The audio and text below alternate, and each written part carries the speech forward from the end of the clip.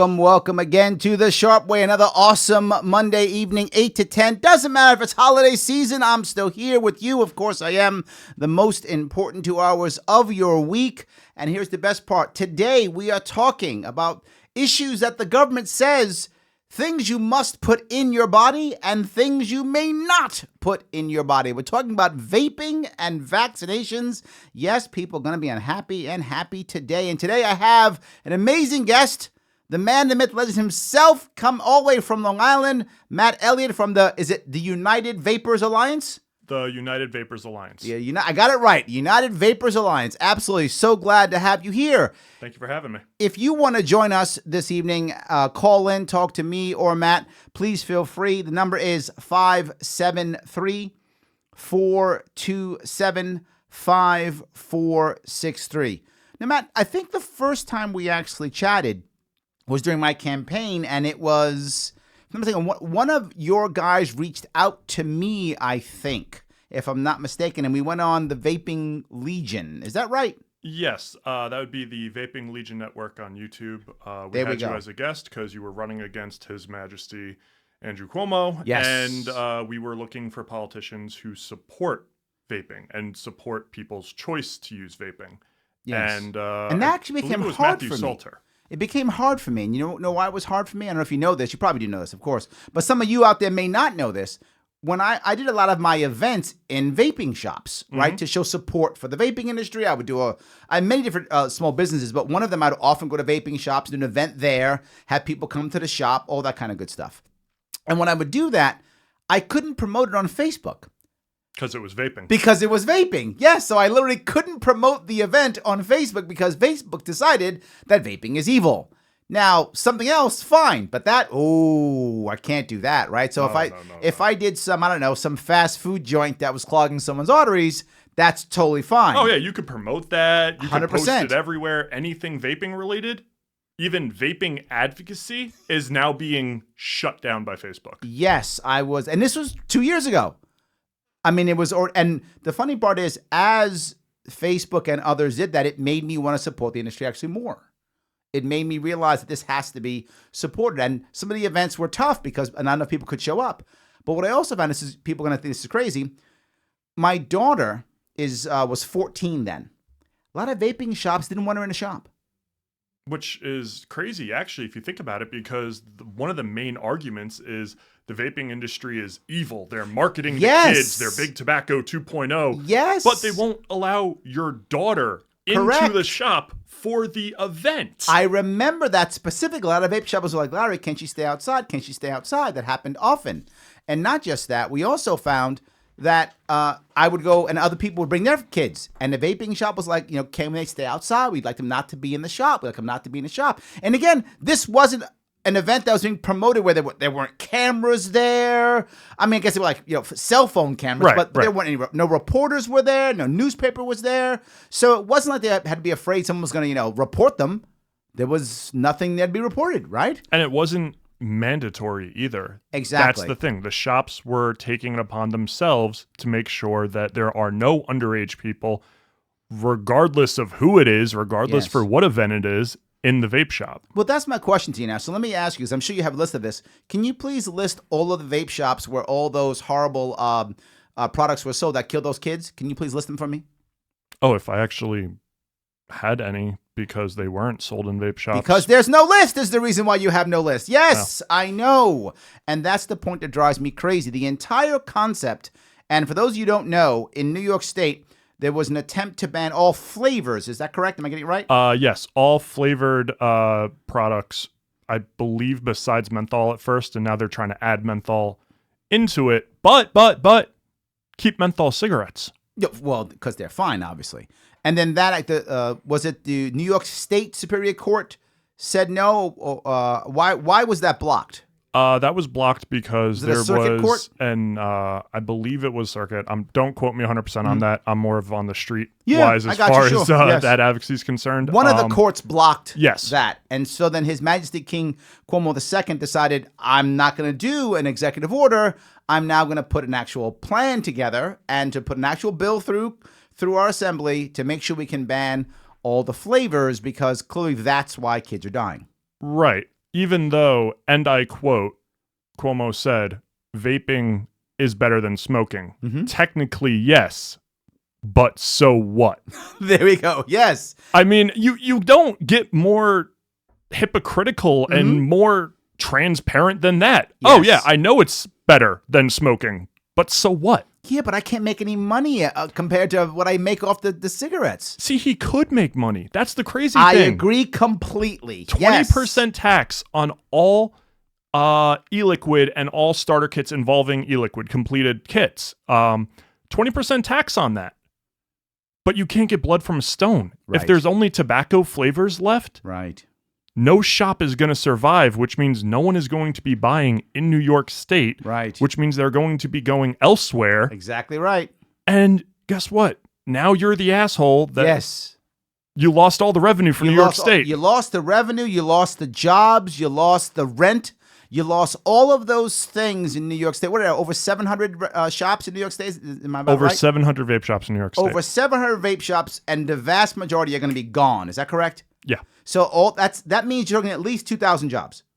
Oh, well more. 3,000 jobs? Well more. 5,000 jobs. Probably anywhere, I believe, between like 5 to 7,000. 5,000 to 7,000 jobs. Because you have to remember, gone. you also have not only shops, this is also going to affect manufacturers. Yes. This is going to affect distribution companies. This is going to affect everyone. And the one thing I loved more than anything about this industry is what you just said. Most of those businesses, they're basically businesses that are in someone's basement. They're homegrown. That's what it began. They began homegrown. Yes. And then they're not like it's some huge company out of Ireland or out of India or out of insert country over here that now comes over and now takes over. A lot of this, if I remember right, over half was homegrown. That's what they began in someone's house. So the entire industry in America started by consumers. There we go. Because there were the Siga-like products out there that people didn't like, so they created different forms of it. All of this is innovation from people who saw products, wanted to make them better, had crappy flavors, wanted to make the flavors better. I mean, this whole industry was created by consumers. This is not a big tobacco industry. In fact, big tobacco felt threatened and had to join the industry. I mean, Views, Blue, even Juul to an extent, you know, there is big tobacco companies behind there. Sure. Now, I'm not knocking any of those products because I believe that these products need to be available for everyone who is of age to use these products, which is now 21 in New York State, which I don't agree with by itself. Yeah, absolutely. Yes. Big tobacco. Send them off to die in a war, no worries, but don't you dare let them smoke. Well, not even just that. I would use that argument if there was a draft, but it's more so you can be tried as an adult. That's true, too. You can sign a contract. You can vote. Yes. You can vote. You have the ability to vote for these people, but you don't have the maturity to make decisions. Yeah, correct. Yes. Yes. You can't decide if you want to vape or smoke or whatever the case may be, but you can vote. I love that. Let's grab the phones if I could. I'm going to head over to New York. I'm going to grab Mr. Schmidt. I think I know which Schmidt this is. I hope it is a buddy of mine. If it is, if not, I still love you. If you're not the same Bill Schmidt, I still love you. I'm going to see if I can get Bill on the line. Bill Schmidt, how are you, sir? I'm doing fine, Larry. I'm down in sunny Fort Lauderdale till March. Oh, you have escaped us, my friend. Lucky. Yes, you have escaped us. I'm so glad you're calling in. Talk to me. What do you want to talk about when it comes to vaping? I even turned off the air conditioning so we can hear each other. Oh, very nice. See, you do love me. What's going on, my friend? Yep. Well, you know, I've been a vapor for 4 years, and I'm an ex-cigarette smoker. I quit smoking in 1997, and I can tell you from personal experience the difference between vaping and smoking. I used to wake up when I smoked and I'd be coughing up phlegm and I had all kinds of other problems.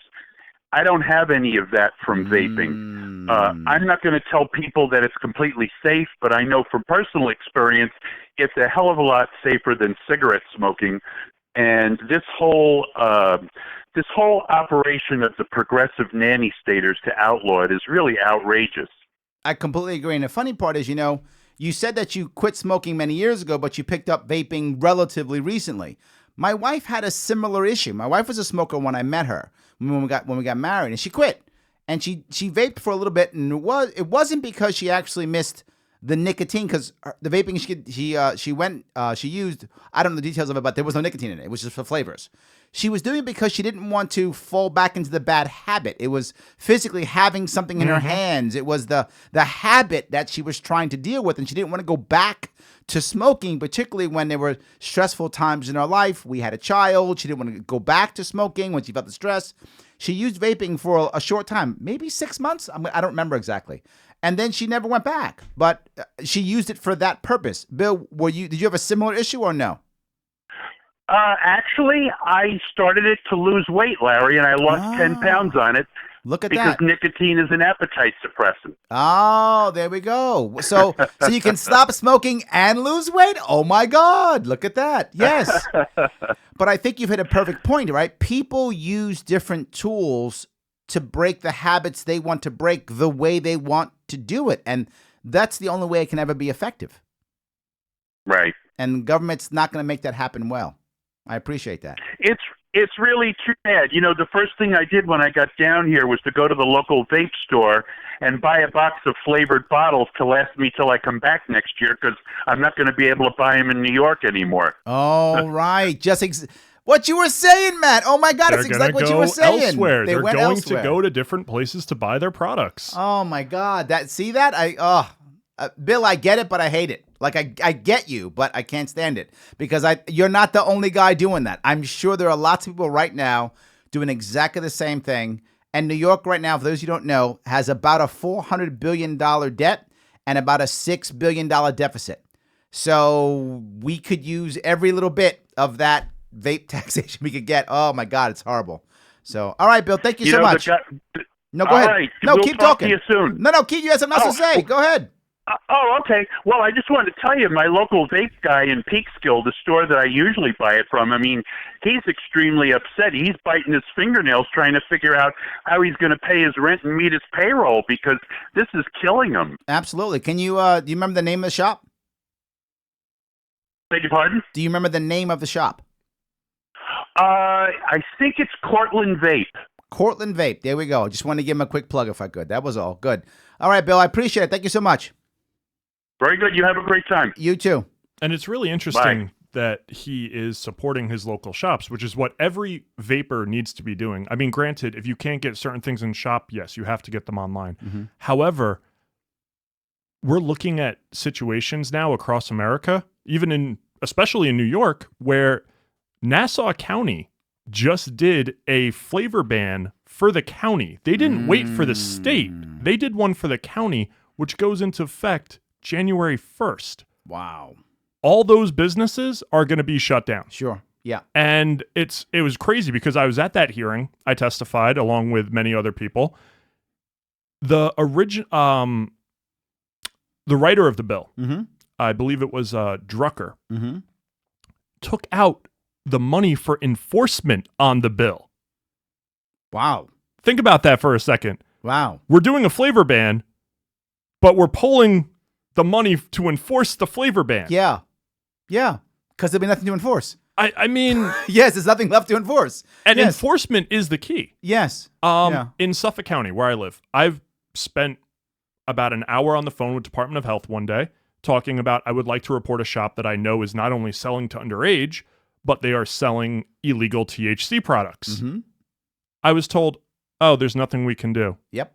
I offered my experience and my advice, and I said, I want to help you get these shops that not only sell to underage, but sell products they should not sell. Sure. Oh, well, there's a lot of yellow tape, and, we can't just have you join it. So you don't want to fix the problem. No. That's what you're saying. You don't want to fix the problem. Well, we're going to ban it anyway, so who cares? Well, that's the thing. It's a blanket ban. Yes. And blanket situations, no matter what the actual object or whatever the situation is, never works. Yeah. The thing I want to bring up, though, is what he said. He talked about his local guy here and his local guy in Florida. He didn't even think to go online. He thought, go to a local shop. Because the next thing that I talk about always with this industry is I've noticed this, and I didn't know this until I physically went to all the shops. Every single shop I went to always had something like couches or a video game or a bar or a big TV or every shop I went to had It's something. Cheers. Yes. Every shop should be like Cheers. Because there's a community there. There's a support structure for people who are trying to get better. People who are trying to stop a bad habit, whether it's lose weight or stop smoking or whatever that thing is they're trying to achieve, or just a camaraderie to feel less stressed, to enjoy. We lack community so much in our towns and cities. And here is another small business that is creating community. The vapor community is one of the most amazing communities I have ever seen.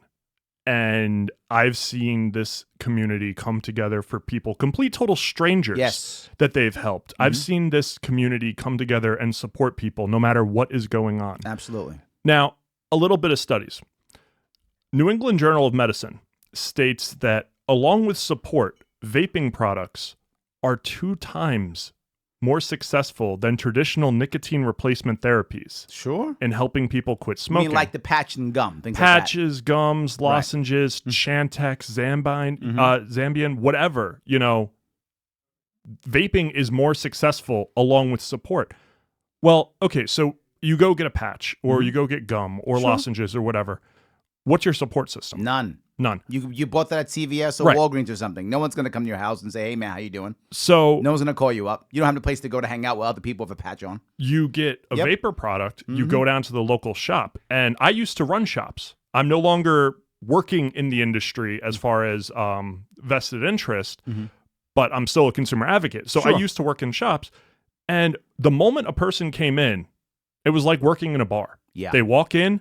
First, let me check your ID, make sure everything's good. Awesome. What can I do you for? I've literally seen that happen. I've watched that happen multiple times. To be clear for everybody, I'm not a vapor, never smoked, never vaped. They're 2 separate things. I've never done either of those things. I'm the squarest guy you're going to find, except for maybe a Mormon, because I do use caffeine. But besides that, I don't drink. I don't do any of that stuff. But it doesn't matter. My point is, I've been there and I've watched exactly what you said. I've watched it happen more than once. I just watch it, boom, explode. So let me grab a couple more calls if I can. I want to grab, let me get Peter, if I can. Peter, he's in Texas. He wants to talk about the Walk for Change. Unsure what he wants to talk about. Let's see if I can grab him. Peter, how are you? I'm doing well, and how are you? Oh, my God, it's Peter the man. You're the man from Walk for Change. I love it. What are you doing in Texas? Yes, sir. Well, right now I'm in Austin, Texas. We've been traveling the country for the Walk for Change, and the Walk for Change obviously aligns right up with this. Yes, it does. We believe we own everything about us. It's our body, our choice, and we should be able to decide what we put in it and what we don't.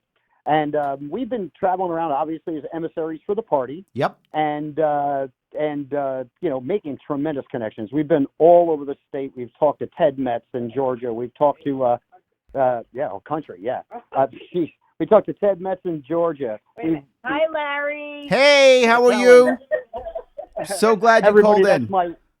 It's my wife, Helen. How have you been? How was your holidays, and how was the family? It's amazing, but more importantly, tell people how they can get a hold and get more information regarding the Walk for Change. Tell them. Okay, the Walk for Change is very simple to get a hold of, to volunteer, to sponsor, whatever you want to do during it. It's www.walk4change.us. So that's walk, there we go. 4change.us, and you can get involved. Listen, this is the largest, most historic civil rights march from Southern California to Washington, D.C., starting on the summer solstice in Southern California, and we are going to walk across America. We are going to have satellite walks in every state going on parallel to us as we do, because we need change in this government. Yes, I am with you, brother. Pete, thank you so much for calling. I appreciate it. Absolutely, Larry. Y'all have a great holiday and a great New Year. Happy New Year. All righty. Happy New Year, guys. Look at that. Walk for change. They're not playing games. Wow. They are not playing games. That's what you need. You need to have some type of movement, some type of huge statement. When they were first doing the ban, I remember a lot of the local guys around my neighborhood, and you know Spiro, who's in my neighborhood. I love Spiro. Right? He was asking me, what are we going to do? And I said, we just can't shut up. Right? We just got to keep talking. And remember, you and I did a little thing there. Yeah, absolutely. At Spiro's, yes. Yep. And I was like, I did another video, and I was like, I'll talk some more. And I talked to my people on Fox Business News. They didn't have me on. But I talked to them anyway. They heard about it, right? They talked about it, right? Well, hopefully I have an interview with News 12 in the first week of January about vaping. Awesome. So hopefully we'll get some more information out there. Yes. And Gregory Conley, the president of the American Vaping Association, has been absolutely phenomenal everywhere he goes. So we are trying to get, the message out there. And Twitter. Let's talk about Twitter for a second. Absolutely. Twitter is absolutely huge for the vaping industry to make any noise. I mean, the American Heart Association turned around and did a hashtag quit lying. Ooh, I like that. Implying that the vaping industry is nothing more than big tobacco 2.0, and we need to stop lying and telling people that vaping helps them quit smoking. So what we did was we took that hashtag. Now we own it. That's ours. Okay. So thank you, American Heart Association, for that. There we go. We own that hashtag, where now everything positive vape, we use that hashtag. Now every time we're exposing corruption, we use that hashtag. Nice. So if you search hashtag quit lying, more pro-vaping stuff is coming up than anti-vaping. Nice. And that was also done by Edelman. They are a campaign company. They used to work with Big Tobacco. So I also find it very interesting that big pharma organizations are using Big Tobacco campaigning. But you told me something before the show came on. You told me something about the American Heart Association, and that was surprising to me. You mentioned that they're not doctors and that they're not concerned with a cure. No. So, okay, we know the whole saying, there's no money in a cure. Okay. I mean, let's be real for a second. If we thought that there was money in cures, I think a lot more things would have cures nowadays. Okay. The deal is keep you sick, keep you alive long enough for you to keep paying. So treat the symptoms. But you never get better. Because once you get better, you're no longer money for us. So are you saying, and this is kind of radical here, what you're kind of saying is the American Heart Association is not concerned with actually curing cancer or heart disease? Well, I'm not saying that they're not 100% interested in curing that, but I do know that every time you donate to them, they're only getting a little percentage actually going to the cause. It's one of those companies like American Cancer Society, Live Strong, all these companies, very little bit of that money actually goes to the cause. It all goes to the CEOs and, rent, stuff like that. I get it. But when people want to donate, they want it to go directly to the cause. But we've had American Heart Association, American Lung Association, American Cancer Society, American Pediatric Association, American Medical Association turn around and all tell blatant lies about vaping. I mean, statistics that have been proven, they're saying don't exist. Wow. They're making up their own statistics. Okay. So for instance, the 2019 National Youth Tobacco Survey just came out. One of the biggest arguments that at least for New York State's flavor ban, as well as the entire countries and other states, is flavors hook kids. Right. I'm sure you've seen that all over the place. Sure, absolutely. About 27, maybe a little bit less, % of kids started vaping because of flavors. So your whole argument right there is destroyed. Right. Not to mention, we're also looking at youth as now 21-year-olds and under. Oh, right, yes. So you're telling me all these kids, and I have to use this term kids or youth because they're not considered legal adults anymore. No. I mean, now it's 21. That's correct. But all these youth who were 18, 19, 20-year-olds who are using this product to get off of smoking combustible tobacco, which we all know will kill you over time. Right.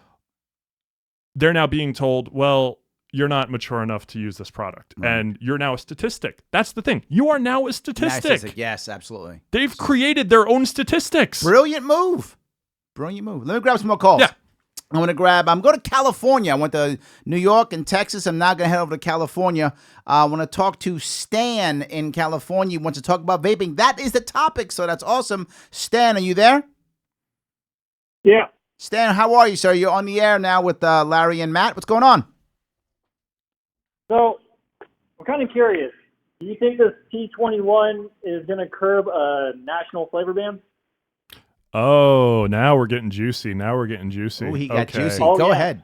All right, so I want to state something on this, and this is my personal opinion. This in no way, shape, or form reflects opinions on United Vapors Alliance or the Vaping Legion or any other groups that I am a part of. This is my personal opinion, Matthew Elliott's. The vaping industry was so ready to give up T21 as long as it protected flavors. Well, first off, we do not have a bargaining chip in this. It's not like we're saying, we're going to give you T21. No, we have nothing to... Explain T21. So T21 is Tobacco 21, which would mean that you have to be 21 years of age to buy tobacco products, which also include vapor products, because we are deemed tobacco under the FDA. Which is why, if you remember, I was against that the entire way. Correct. Because of that exact reason. But go ahead, please go ahead. So I do not believe that T21 is going to 100% curb a national flavor ban. The only thing that will curb a national flavor ban is for every vapor, estimated 13 million by Wells Fargo report. I believe it's actually higher. It's around 22 million, but we're going to use 13. Okay. 13 million vapors need to get on Twitter, and they need to tweet at President Trump and say, a flavor ban will not work. We will not comply with a flavor ban. We will have civil disobedience, and we will continue to get our products made elsewhere. I mean, it's very easy to make e-liquid. The only thing that they're going to do is they're going to restrict the nicotine. For good reason. Right. I believe nicotine needs to be made in nicotine needs to be used in labs. I've worked with manufacturing e-liquid before, and you can have some horrible instances happen with nicotine. But a flavor ban federally, first off, they have 12 FDA enforcers to enforce the entire industry. Gotcha. Unless they get more, it's just not happening. Right. But the only thing it will do will shut down good shops. Right. All it will do will limit people's access to use flavors. That has been my biggest issue, guys, that has driven me crazy, right? You look at the kids who had problems and issues, they got it from the black market. Now, so what are we doing? We're punishing the good stores, and we're now helping the black market grow. We are literally punishing the people who did the right thing and helping the people who did the wrong thing. And I like the way you said it, I believe, last time I was on and I was talking to you. We're rewarding child murderers. That's correct. That's what's happening. We are rewarding child murderers. Yes. But Stan, to go back to T21 or the national flavor ban, I would say if we are going to take any hit, it should be T21. I don't agree with T21 personally, and I will fight that until the day I die. But I'm also a realist. If that's what's going to happen, and if that means the endearing of the rest of the industry, then so be it. Here we go. Stan, did I answer your question? I'm in the land of California where we've been T21 for years, right? The shop that I manage, it's gotten so bad here in California that we had to put up a tattoo parlor inside the shop that is compliant and everything just to keep the shop closed. See, the problem with that is now, so there's a lot of argument also about what constitutes a vape shop. And especially with the federal flavor ban, there's conversations of what places should be able to sell flavored vapor products, hoping like that a gas station or a convenience store or something like that.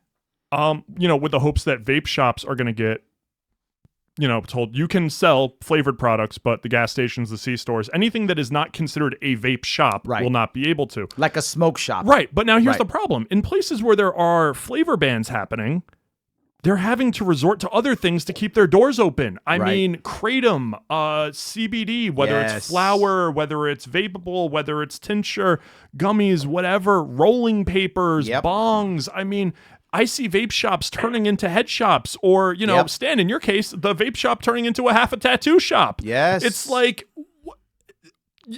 Yes. it's No, asinine. don't get me wrong. I love it. Oh, it sounds I love it, badass, but dude. I'm not it's going to what we lie. have to do as a business. That's good. Yes, mean, but like, Stan, I you myself- shouldn't be forced into doing that, right? You should have chosen that Right. business model because you wanted it and you liked it, not because you were forced into it. Exactly. And the way that I've done the shop now is that I've lowered myself to minimum wage Yeah. so I can hire a doorman to check ID before entry. I treat it like a bar. Thank you. Yes. Thank you. Thank you so much. That's one of the things I've been saying. What vape shops need to do, excuse me, what vape shops need to do is have a doorman. Yeah. The moment you walk into a shop, it doesn't matter what shop it is. You have to walk in, hand your ID. Yep. The doorman says, "Oh, you're good to go." Yep. And then you have to have your ID again at the time of purchase. Yeah, but the problem is what he just said. Now the guy who owns the store makes less than the guy behind the counter. Right? Now the guy who owns the store makes less than the doorman. Right? I mean, that's the problem. That is But the problem. This should have been something that has been implemented from the beginning. Yes. We're a day late, a dollar short in the industry. We That's the always issue. seem to be reactive instead of proactive. Yeah, but you shouldn't be under attack in the first place to have to be so reactive is the problem, right? The industry should have been allowed to, on its own, mature to that level without government pounding it off the bat, right? Like any other industry. Did the horseshoe industry become amazing? No, it took thousands of years, right? Did the car industry become amazing? It took decades, right? All these industries, it took decades and time to make this happen. So anyway, Stan, thank you so much for calling. I appreciate it. Yeah, anytime. Thank you guys for answering. All right, have a good one. All right, I'm going to go to Massachusetts. I'm not really sure what. boy, Massachusetts. I know, it's- Massachusetts had something horrible happen to it. So let's see if we can get Raphael to talk to us about that. I'm going to go to Massachusetts. Raphael, how are you? Hi, Larry. How are you? Hey, I'm doing great. You are live with Matt and Larry. Talk to me.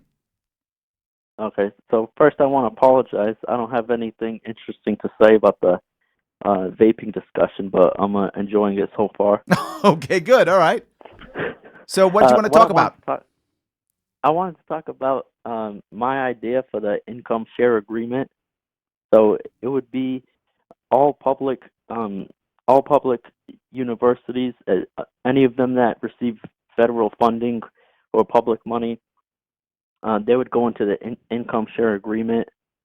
So the students would go and obviously get their degree finished, and they would sign off on a percentage of their future earnings to pay back the university. So that way. So hold on. So you're saying a way of funding college? Yes. Okay. Is this something that the government sets up? Does the college set it up? How's this set up? A little bit off topic. Sorry, Matt. You go ahead. Yeah. But how is this set up? Yeah.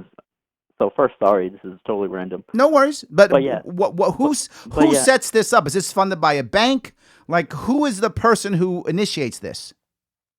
Oh, the group. So what I'm talking about is only for public universities. For private universities and colleges could do their own thing, but this would, no taxpayer would pay for someone else's education.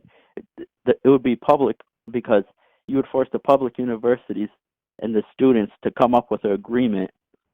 So it would be on the universities and the students. But to where's sign the off on an money agreement. coming from?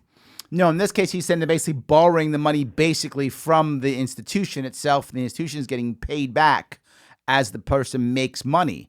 Now, while I get the concept, there's two problems that happen here. One, not everyone goes to college to get a job, right? So if I go to college because I just want to learn something, I have an interest, any of those things, then that wouldn't necessarily make sense for me in that regard. Second, if I'm going back to, say, B school or a secondary education, what if I can't get a job in that next field or the case may be? Am I paying you for my previous job? And if I don't get that raise, it could be an issue there also. Thirdly, what happens if I don't pay? Does that mean that now the institution itself is basically a bank and has to become a collection agency? Does that mean they can charge outrageous Well, simply they kill you and then harvest your organs and pay it back that way. If it's a good university, maybe able to do that. That may not be a bad idea. I get what you're saying, but I can see a lot of issues because the second you do that, if the university's savvy, it's immediately going to find a third-party administrator for this. And that third-party administrator is going to become a bank or a lender or some type of administrator who's going to charge another fee on top of that. Or I'm not sure this solves the problem, I guess is my concern. Have you thought about this? Yeah, so yeah, I don't. I get what you're saying, but that would kind of prove a point either way. Tell me. Either way, it would say degrees are basically worthless if you can't go out and get a job and earn money. I like that. That's good.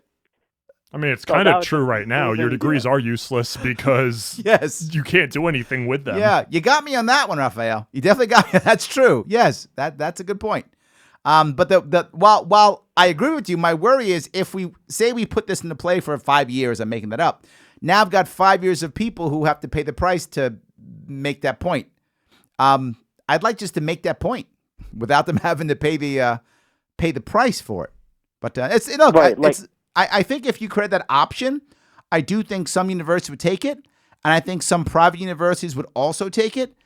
But at the moment, right? At the moment, you would have to also get rid of basically government loans, right? Of government loans because Well, Massachusetts, the government doesn't really care much about anything. And then after, I do have something to say about Massachusetts too. Okay, so. But yeah, no, Raphael, it's not a bad idea. I think it might work better at a state level first, and it might actually work better at the private level first, so that people could see it working and then work the kinks out of it and decide if a third-party administrator is actually valuable or not. Doing something like that nationally, to me, seems scary. People, I think, would run away from it. I think the government would never... No. Go ahead. It doesn't have to be nationally. I'm just trying to make the point that if you could cut off, I don't think any taxpayer should be paying for someone else's school. Mm-hmm. So this would kind of put it in the individual's hands. And if it fails on the government because they're the one that signed the agreement and the student himself. Oh, okay. I missed that part. So the government. Okay, I got you. So there has to be governmental involvement. Yeah, I got you. So either way, I mean, if it works, fine, hoop-de-doop, you know. But if it doesn't, it just proves the point that we have 1.5 trillion of loans out there already. Right now. Yes, the Department of Education was the largest bank in the world right now, in the country. Yep. Absolutely. Yeah, a large portion of it will never be paid back. That's correct. So at least this sheds some light on it, and you're not outright just spending money on it. All right, Raphael, thank you for the call. I appreciate it.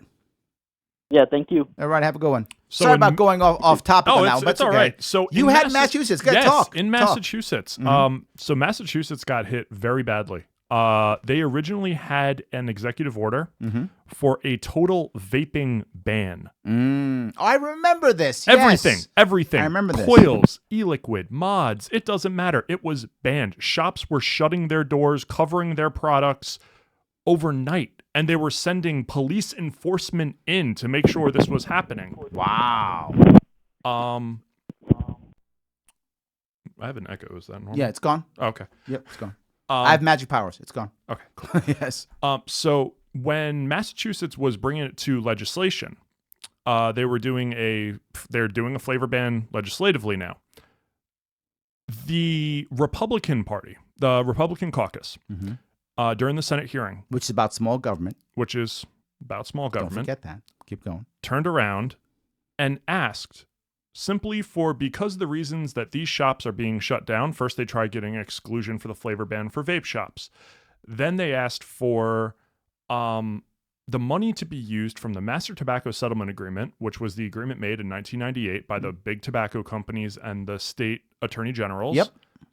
For funding for basically restitutions and anti-smoking campaigns and all that stuff. They asked for 10% to be used to help with smoking cessation. The Democrats turned around and said, no, let the insurance companies, they can get these products from the insurance companies.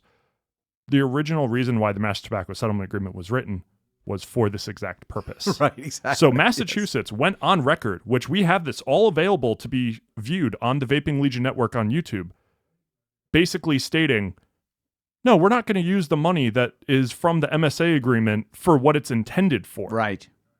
I mean, that blew my mind Yes. when I watched that. But everything it's always special that goes to a government always winds up going to a general fund. General funding. Always. General funding. And then what Absolutely. they use that for Yes. is their own little side Yes. projects.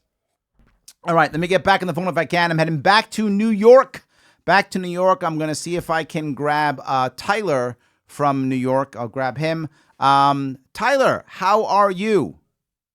Oh, I don't have Tyler yet. Hold on. Tyler's been waiting for a bit. He might have hung up on me. I hope he didn't. Tyler, are you there? I'm here, Larry. How are you doing? I got you. Awesome. I'm doing well. You are now live. Talk to me. How you guys doing? How's Reaper doing with you tonight? What's going on, Tyler? Oh, same old stuff, just a different day. You know how we're always crapping bricks, sweating bullets, thinking the next regulations are going to come down. Yeah, we are in limbo. Oy. It seems we are always in Hold on. limbo. Crapping bricks and sweating bullets. I like that. Right.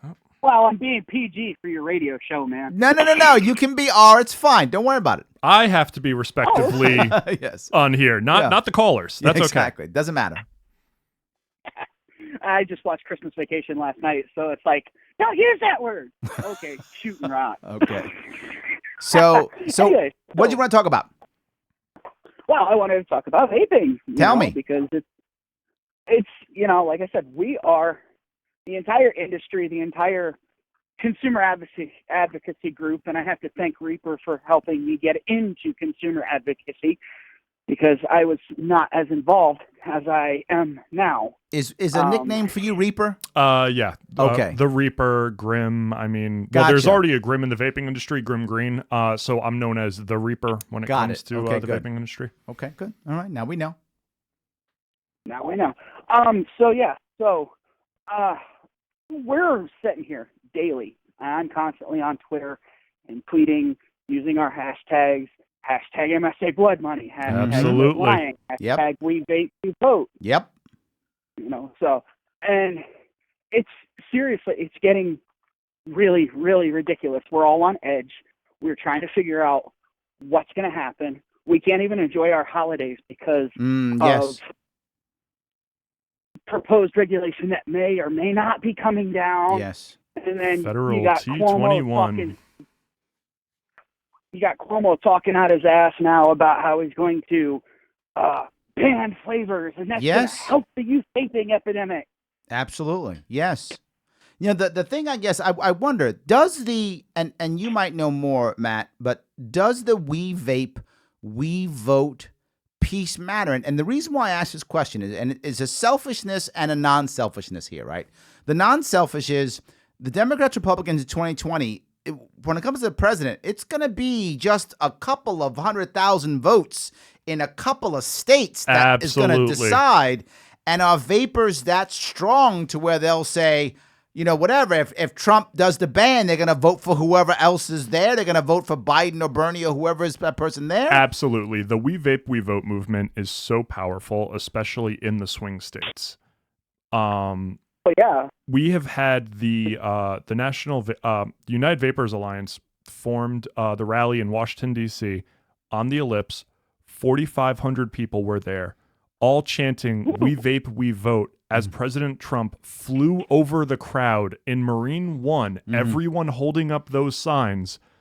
The next day, he made a tweet stating that he was going to sit down with the vaping industry and talk about what's going on. It's thoroughly impressive. And here's the selfish piece.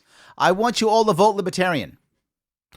Well, I actually That's wasn't the selfish piece. Larry, I'll be honest. Libertarian. I didn't know what Libertarian was before I started talking to you, and then I realized, wow, my views are very much Libertarian, and it seems that Libertarians just want to be left alone. Yes. Let us have our liberty. Amen. Let us have our our enjoyment. We're not hurting anyone. Leave us the hell alone. And libertarians seem to have that way of thinking, which the vaping industry, I mean, okay, so there's a lot of issues right now where people saying the vaping industry isn't going to change the votes, you know, of everything that's going on, the impeachment, this, that, the third, blah, blah, blah, blah, blah, fake news, Democrat versus Republican, blah, blah, blah, blah, blah.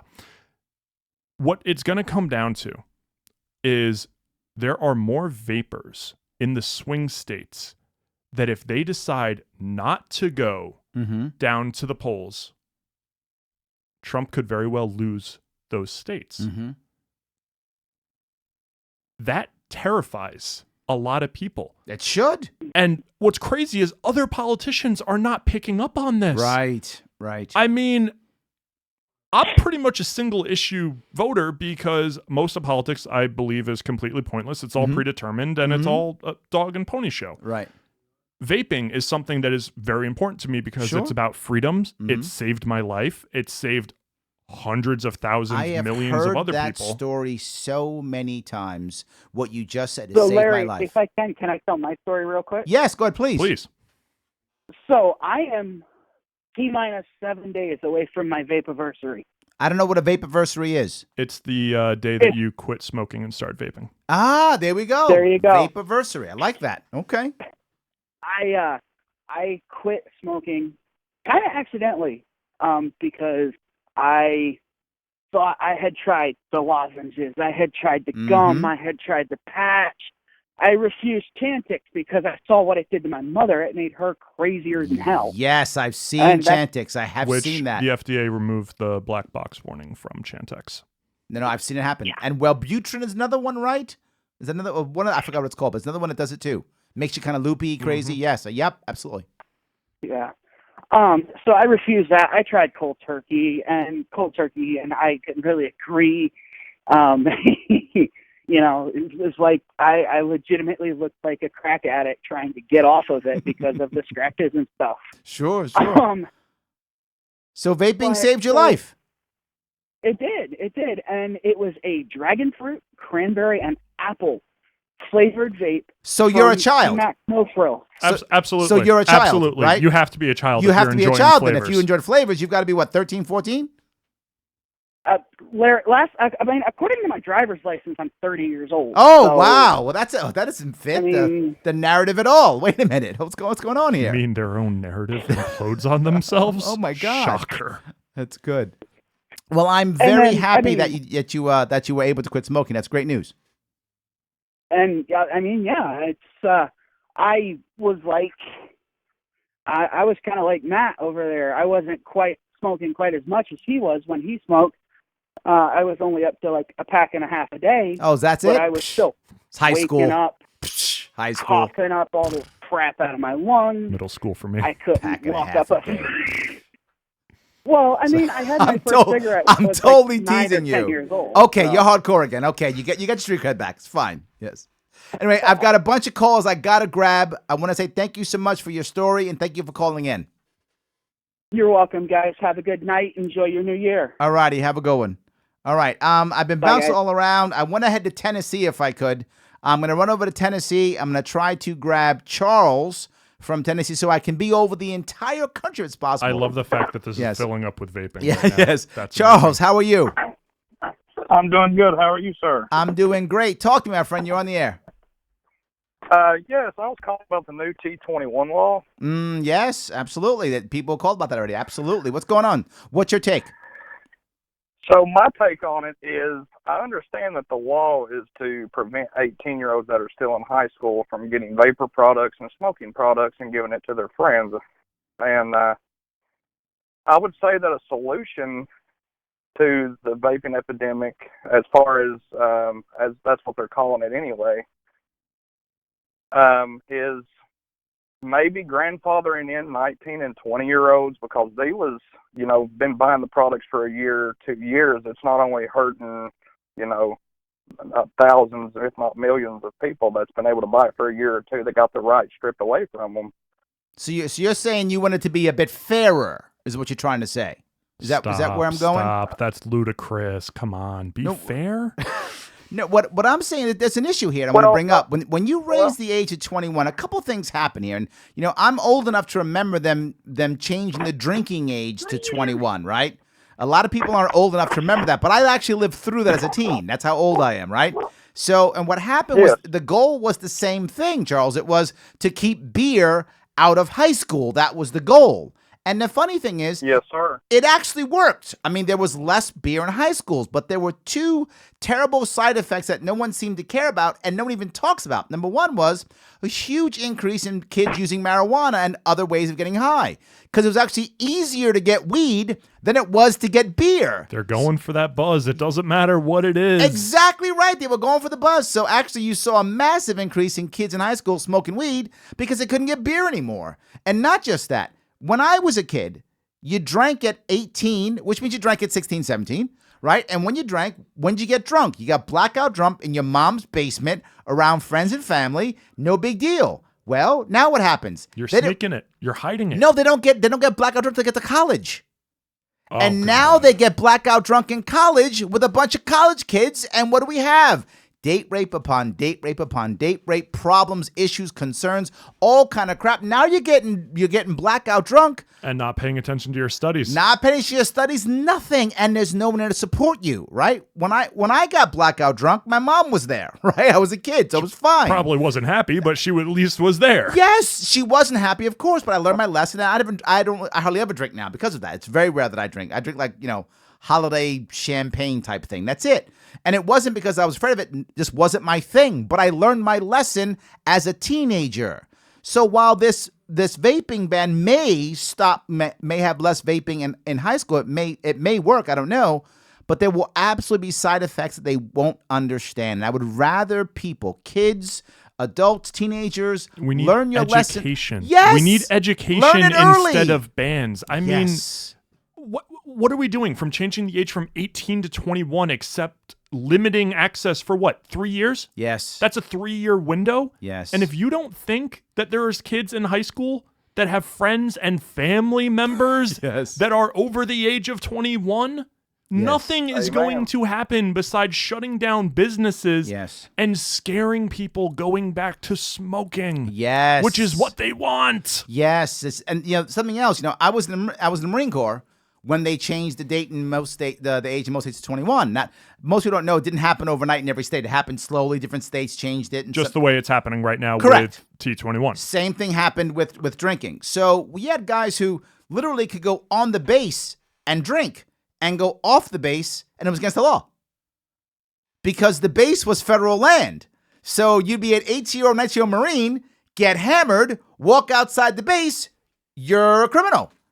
And this kind of thing happened constantly, and this same kind of thing is going to happen again. I feel like our forefathers fought for this not to happen. I think people forgot that lesson in school. 100%. 100%. So, Charles, is there something else you want to talk about, or was that it?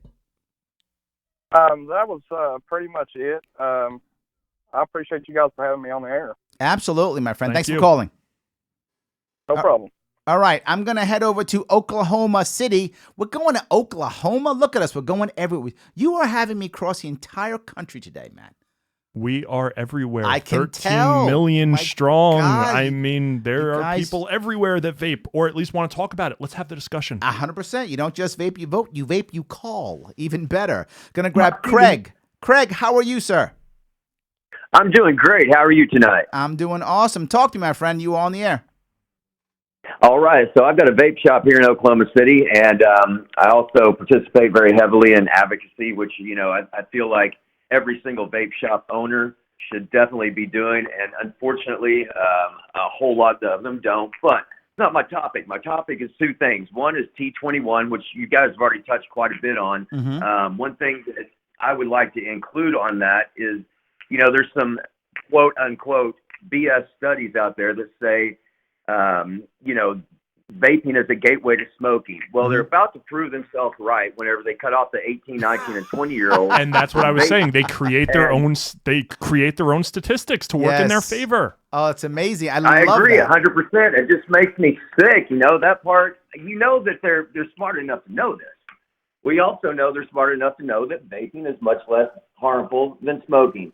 So that part really bums me out to, just on the T21, not to mention, the fact the military person can go out and make a conscious decision to take a life.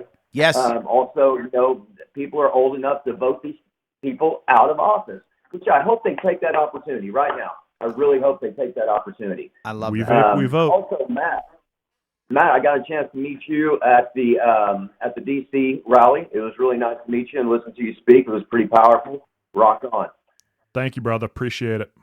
Nice. Absolutely.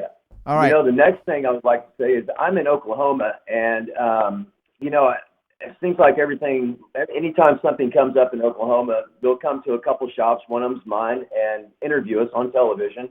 And I hate to sound hypocritical, but the fact is, right now, Oklahoma doesn't even know what's going on with T21, but everybody says, it went into effect in December on the 20th. So, me getting on the television saying, well, as far as we know, it's in effect, but nobody's enforcing it. But I can't say, so I'm going to keep selling to 18-year-olds, you know what I mean? But they can certainly go down the street. Just be smart, brother. Just be smart. I'm not telling you what to do, but all I'm saying is just be smart and do what is necessary. That's all I have to say about that. Wow. Yes, sir. I've taken a tally, which I've put up on United, and I put it up there with a whole bunch of statistics, and so far it looks about like 15% of our stuff, of our sales are 18, 19, and 20-year-olds, which is going to hurt. But, I'm also going to bite that bullet, and there's still 85% that aren't. Yeah, no, that's actually that's a big hit, but not the end of the world. I get you. I understand completely. All righty, my friend. Thank you so much for calling. I appreciate it. Well, there's one more thing, man. Oh, go ahead. Yeah, we got a unique scenario here in Oklahoma. Back in 2015, actually 2014, we made it to where you had to be 18 to enter or purchase or sample in a vape shop. Okay. Or actually to sample or purchase, not to enter. But if you have nicotine on the counter or within reach, they have to be 18 or older to enter. If you sample with nicotine, they have to be 18 or older to enter. If not, you can allow 18-year-olds, just not under 18, just not near the sales counter. Okay. So it's kind of weird. But we also passed a law stating that in Oklahoma, vapor products are not a tobacco product.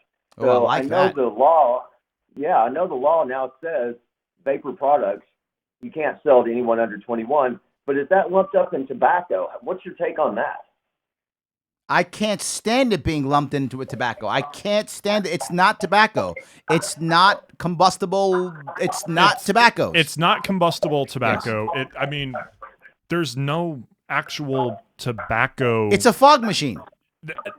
No, I agree 100%. I totally hear what you're saying. I'm just wondering what you think as far as T21 being in Oklahoma. This is not a tobacco product, but they state vapor products in the law. No, I hope that means it's a lawsuit, and I hope it goes to the Supreme Court.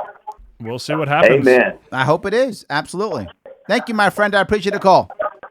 Absolutely. Thank you. All right. I'm going to cheat, and I'm going to ask for Georgia to come on if I can grab Georgia. And there's a reason why I want Georgia on if I can grab her, because Georgia's last name is Sharpe, which is my last name. How are you, Georgia? Hello, handsome husband. Yes, absolutely. What's going on? Okay, so I'm listening to the show, and I'm really angry. Uh-oh. The whole thing is ridiculous. And you haven't brought up the fact of who's behind the curtain. Who are the lobbyists Michael that are paying Bloomberg. these guys and gals to pass this legislation? Hold on. He just said Michael Bloomberg. Man. Michael Bloomberg is investing $160 million into anti-vaping, anti-flavor campaigns. The other lobbyists Thank as well. you. Okay. I had it on mute. I didn't hear that. Okay.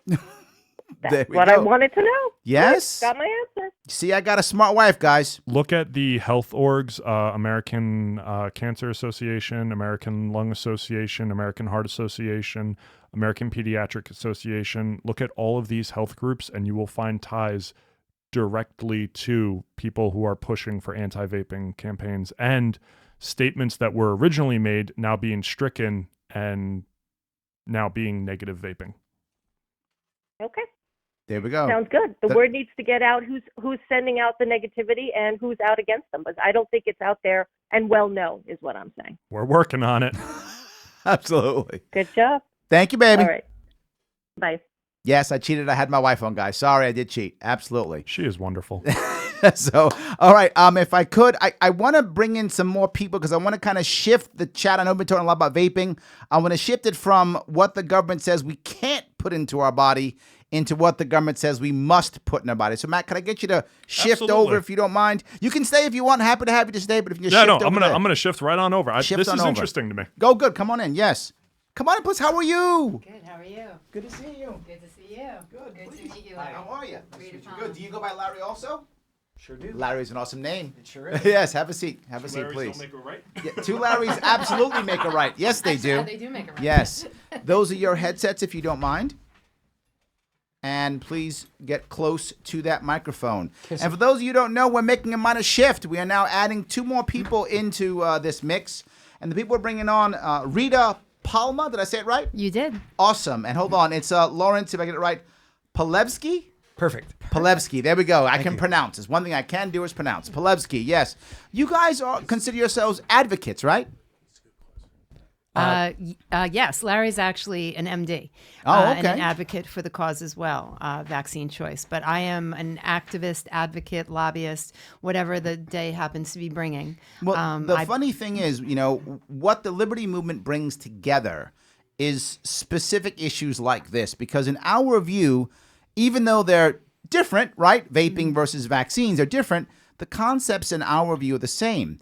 We own our own bodies. And I don't want the government telling me what I can't put in.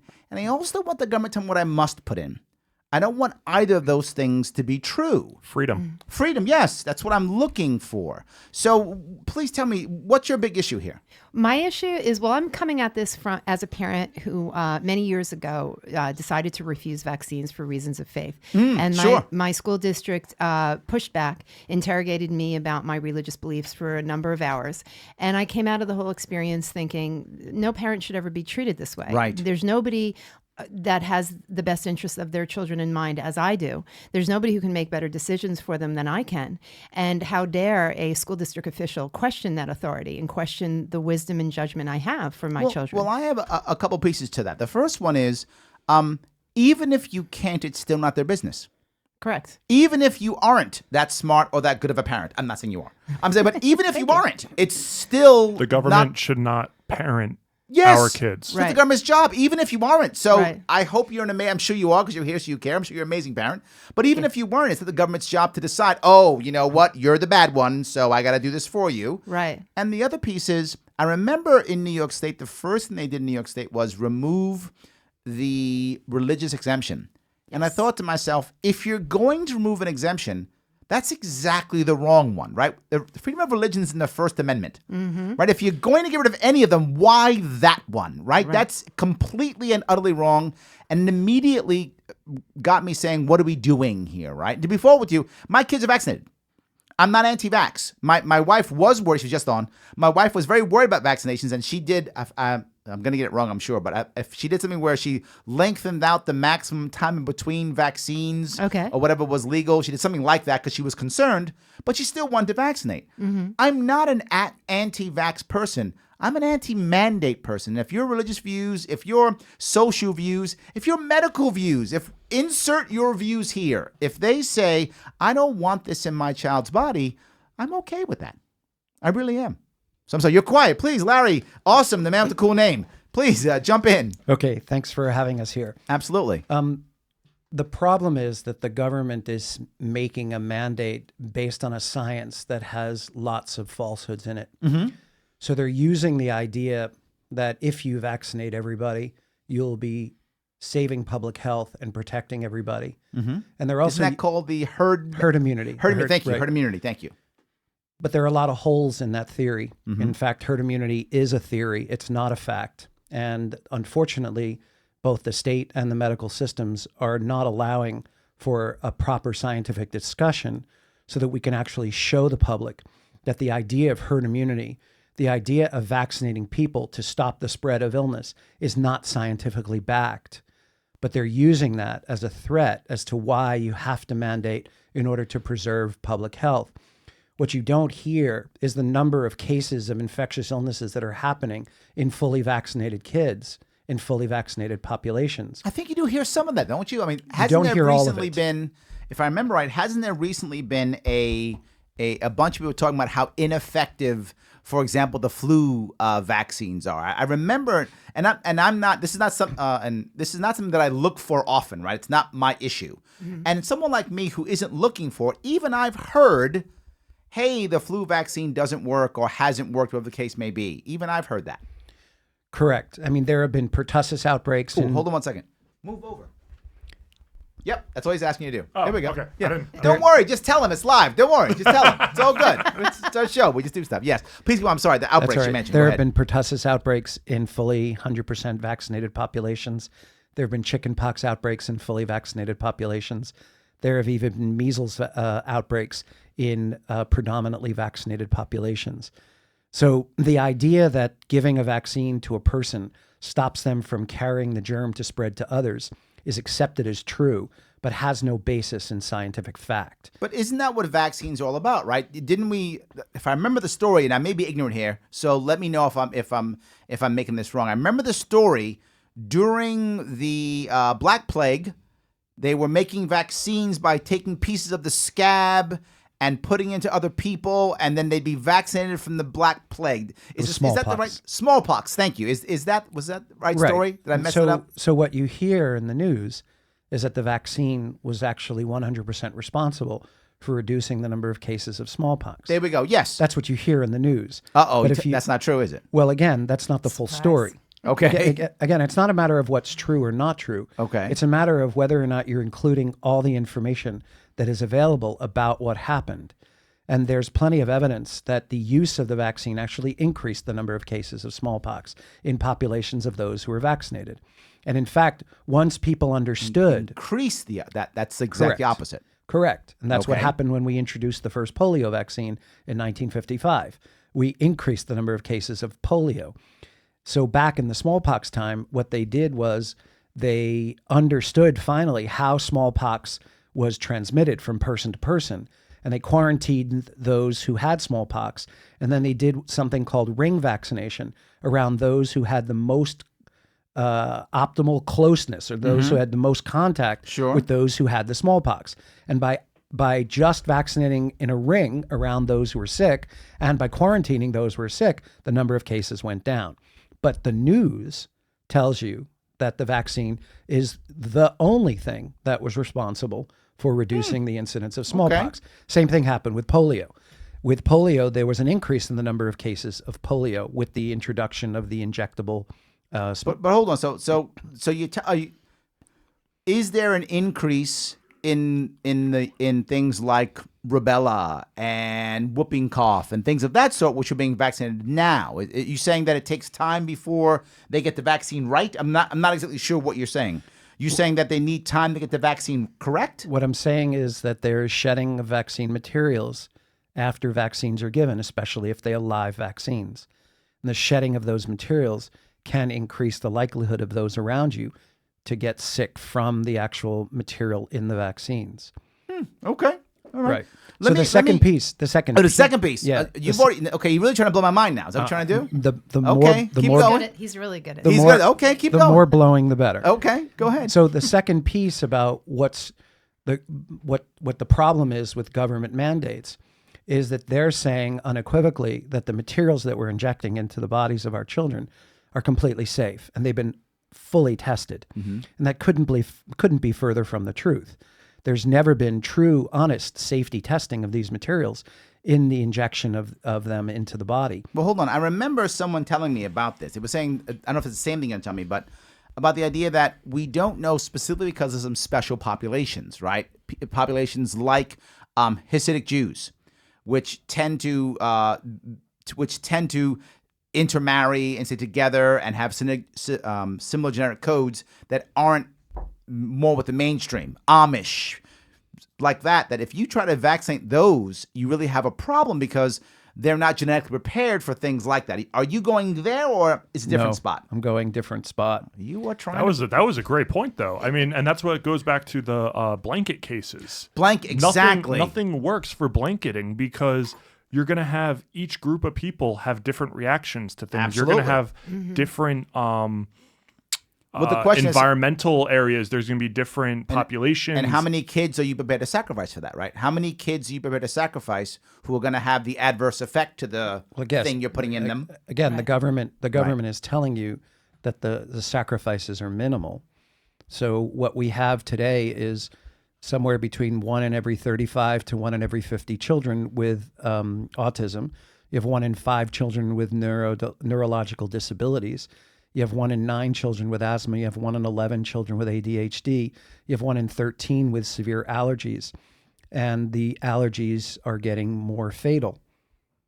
Are you saying it's because of vaccines? I'm saying to you that there's a sufficient amount of science to demonstrate how the materials in vaccines are potentially possible to contribute to some, many, or even a large of many in those cases. And the government and the scientific community refuses to look at the data and to look at the science of the materials that are in the vaccines that actually correlate with producing the negative effects that we're seeing in children. So this is the issue that I brought up earlier when I came to the vaccine. I thought about the idea of, all right, I don't know how much of that is accurate. I have no idea.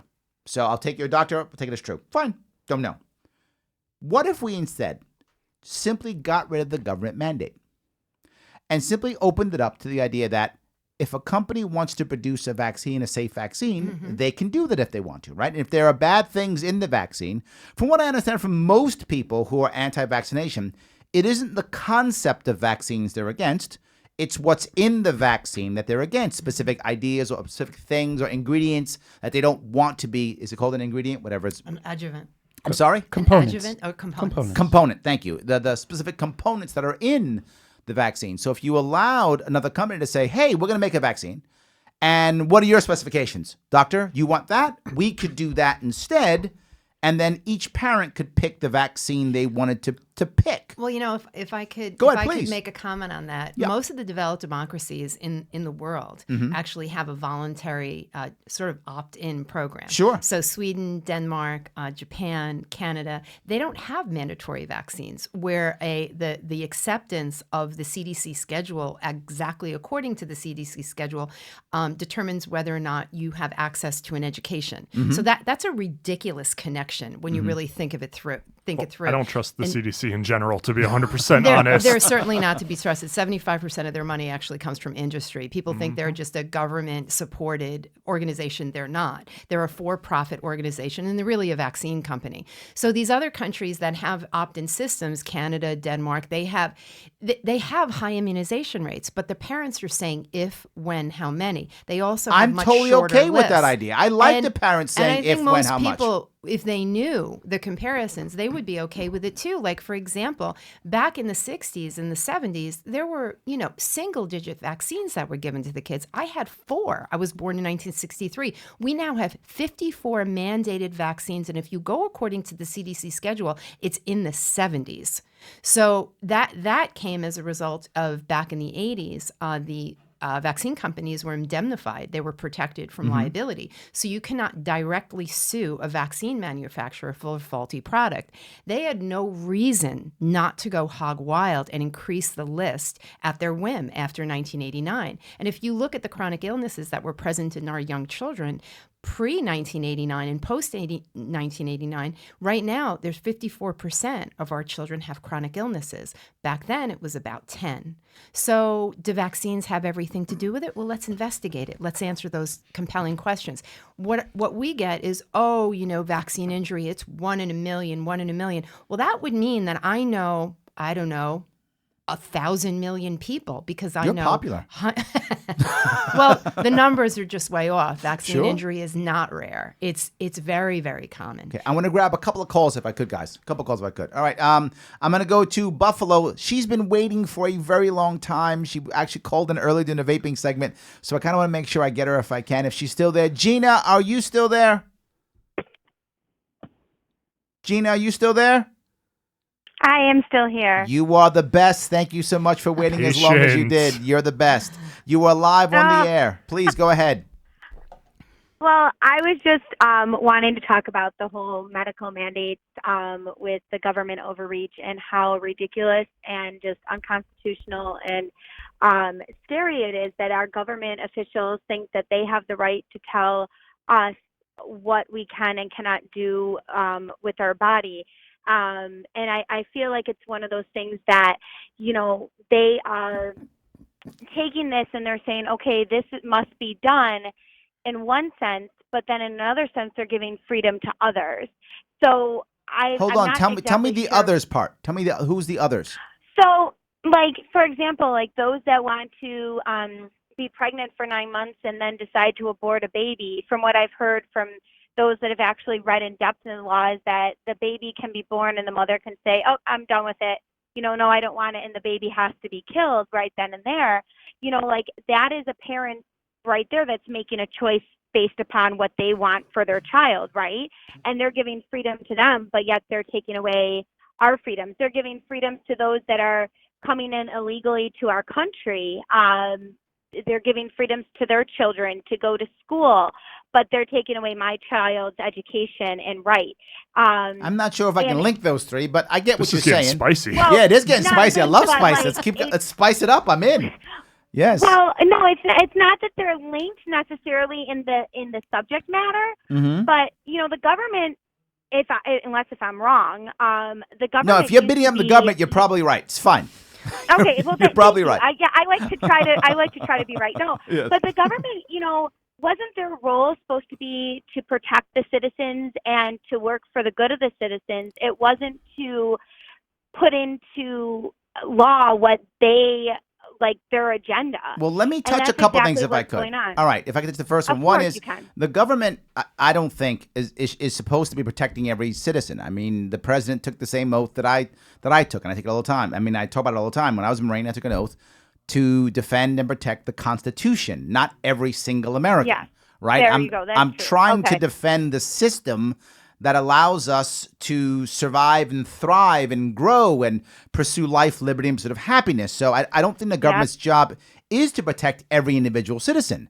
It's to try to create the best possible environment for each citizen to achieve happiness the way they want to achieve it. That's how I see it, at least. And I think most That's not happening in New York. That is not happening at all. But You're that's totally not correct. happening. Yes, No. it's But not. It's not even like that you're trying to protect every citizen, but like you said, that every citizen can live their life free from judgment, from persecution, and all they've done is they've not judgment, just persecution. Yeah. I was gonna say now we're starting to sound like a judgment's fine. fantasy at this point. Judgment's fine, but like at the same time, at the end of judgment is the persecution, right? Like judgment leads to that's that. True. Yes. And I feel that there's been such an evil, corrupt, and I don't even know where it came from. I mean, I know where it comes from. It comes from Cuomo, but anyways, that you know, now it's just the government is.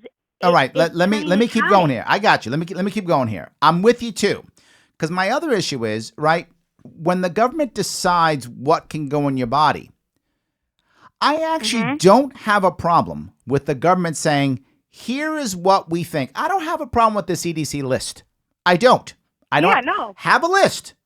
Fine. Yes. Knock yourself out. That's correct. Yeah. Have the list, and if I choose to believe in me. Not and even, I'll work it post out. it online. I'll get back to you guys. How's that sound? Online. Yeah. And if I like it, then I will go and abide by that list because freedom I of choice. Right. Yes. So here it goes. Right. Here goes. Exactly. Here goes. And you know Hold what? on a second, You know Gina. Hold on one second. Hold on. Gina, hold on a second. Go ahead, Larry. Right. Go. Okay. But when you have people walking around saying that your unvaccinated child is a threat to my child, you're not only creating an adversarial interaction there, but you're basing it on information that the government has told you is true. Yes. Without necessarily delving into whether there is truth to the fact that an unvaccinated child is a threat. Well, the unvaccinated children are being blamed for all of a sudden carrying the germs that vaccinated children are somehow no longer carrying because the vaccine has made them to no longer carry the germ. It's an outrageous in a good scientific discussion, we could very easily and quickly break that down and show you that it makes no scientific sense. And it's not true. Unfortunately, it's been a myth that has been blown into fact that has made everybody walk around looking at your unvaccinated child and saying, get away from me, you're diseased. But if you're already vaccinated, the anti-vax child wouldn't affect you. Yeah, you're making sense. I'm sorry to say. That's what I'm not. That's not what I'm understanding. But you're making sense. You see, this is the problem. Is that an unvaccinated child who is well, no symptoms, not sick, not coughing, no fever, is all of a sudden the only one carrying the infectious agent, because somehow those who are vaccinated are no longer carrying the infectious agent. That there has no scientific basis in that. No. But the media and the government and the scientific community have grabbed onto that to make it so that you're going to be afraid to not be around. You're going to be afraid to be around an unvaccinated child. So the public is walking around believing that the unvaccinated child is a threat and going to make your child sick, even if you're vaccinated. But hold on, but what I'm seeing now, right? And I see it in this show. I see it when I cross the state. This is funny because you brought up a very important point. You said, "Well, what if you're not vaccinated? If you're vaccinated, what do you care if you're vaccinated already? It doesn't matter, right?" Yeah. That's kind of how I thought when I first began my campaign in 2017. In September 2017, I thought, vaccines, who cares? No one cares about that. No one cares about that issue. Why? Because because my kids were already older and already vaccinated. I thought nobody cared. Boy, was I wrong. Oh my God, was it a big issue across this state. I had no idea how big this issue was. That is good to hear. Yes, I was completely blindsided by this. But I took it on. But I took it on for several reasons. Number one, I believe that if the government wasn't the rule, we had a way of just saying, this is the government's idea. But also, here's a good doctor's idea. And here's your idea. And here's my idea, that in certain areas, you would find an actual conversation, and that myth, if that's true, would begin to move away. I think you're seeing it already. There were a lot of people who, when I was young, couldn't wait to get vaccines because it was the magic pill, right? It was the magic pill. We get vaccines, and now all of a sudden, my kid will live till he's 300, right? Get vaccines. It's a magic pill, right? Yeah. I think now people do question, and my wife is not anti-vax either, but she was questioning. She's like, "Oh no, is this right? What should I wait?" And she did her homework. So Larry, right back in the day, no one did their homework. They just took what the doctor said. Here's a shot. Where have you seen the media, the government, or the scientific community, or the medical community allow for a public discourse? You haven't. That's my point. That's my point. Larry, and I'm saying if you have a politician who will say, open it up to have everyone talk, you will see that. But you don't see that right now because no, not in New York, but you're starting to see it in other places in the country. Absolutely. Yes. Go ahead, Gina. I'm sorry. Larry, you know what's interesting?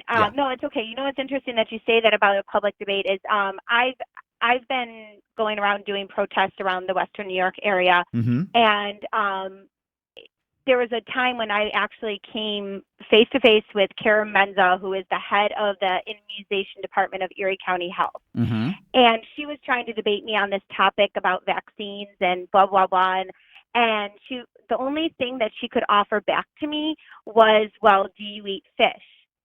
And I'm like, why? Because of the mercury in it? Like, how does that equate to shooting into your bloodstream? All these different ingredients. Hundreds of And the one question I asked her that I haven't been able to get an answer from any doctor, because I've asked multiple doctors. Well, we got one here. He might have it. He might have it. No. But I'm sure he would answer the same as, and anybody in the healthcare system is this.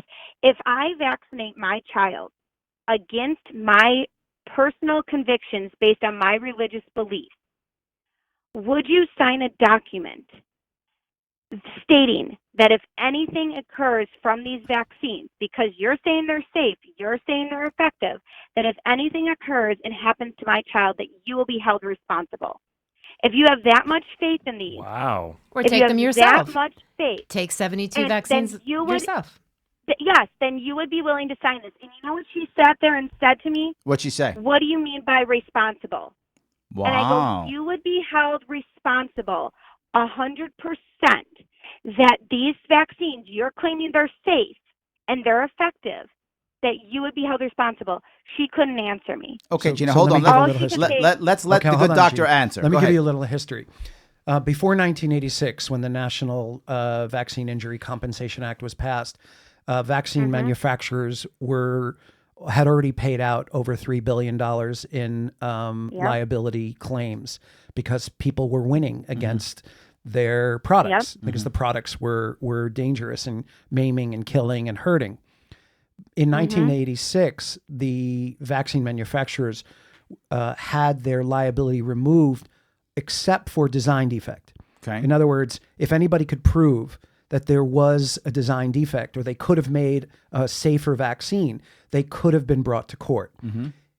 After the 1986 Act, in the Act, originally, doctors were now held liable for any bad outcome that happened with the vaccines.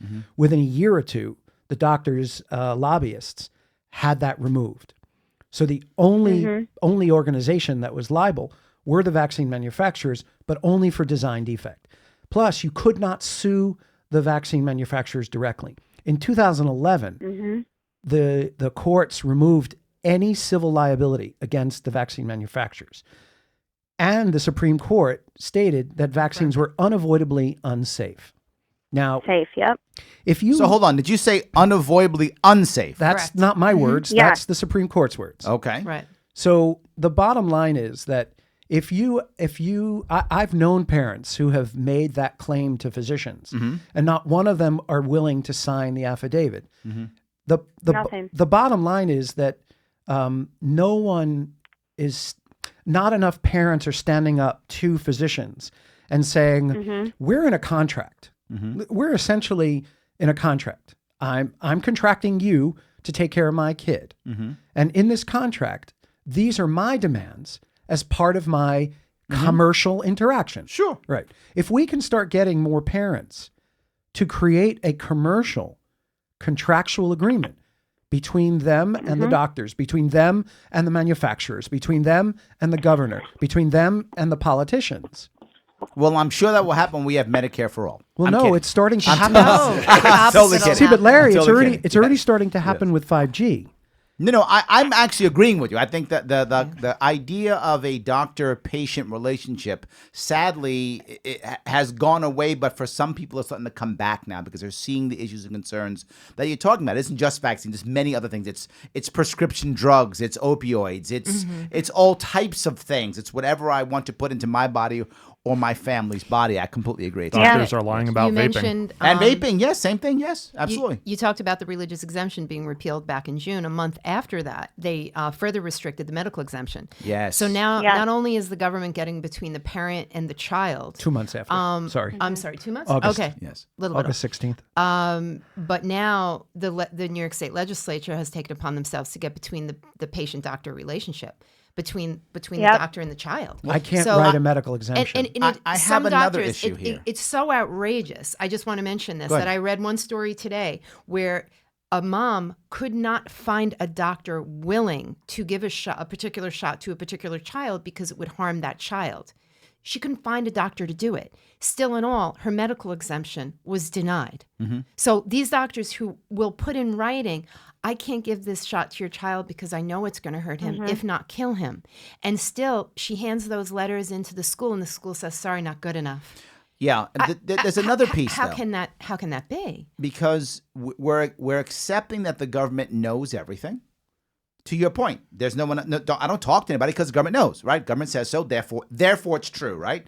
Once you do that, I know I go to the slippery slope. Some people get mad at me when I do it, but I go down a slippery slope.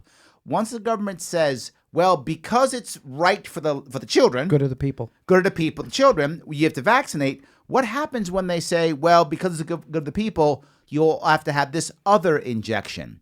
And now it's not just kids, but it's adults. Well, that's on the road. Yeah. Yes. That's right down the road, right? Here's what government is here to help. Well, I think that here's what I see happening. Religious exemption. I'm sorry. Go ahead, Gina. Sorry. I think the religious exemption was that beginning because you see they weren't stupid with passing the religious exemption. Everybody thought that they were going to pass the without parental consent first full way, but what they did was they passed the religious exemption. Why? Because now this HPV shot, that's against Christian beliefs. That's against a lot of Christian beliefs. So now you can't claim a religious exemption for this. Right. So they weren't stupid in the way they chose to go about this. This wasn't let's just pass the religious exemption. They know passing this that all of a sudden now HPV, well, the Christians can't claim a religious exemption anymore, so they're going to have to get it. The HPV thing is another thing that doesn't go. Tell me if I'm wrong here. Can't you only get HPV from sexual intercourse? That's right. Isn't that correct? It's a sexually transmitted disease. It's an STD, right? Unless schools have changed, I really don't see the point of having it mandated for the school children. There's sex isn't occurring in school buildings. But no. Even if it is, it's not. Well, just. I mean, but it is. But my point being, the HPV piece isn't like if I'm just around the sick kid, right? Which is the screaming for the other one is the sick kid will kill us all, right? HPV isn't. Is the sick kid going to have sex with us all? Is that going to happen? Well, I don't get the HPV piece at all. Well, it's not to be governed. It's completely ridiculous. It's totally driven by money. Here's how it's happening.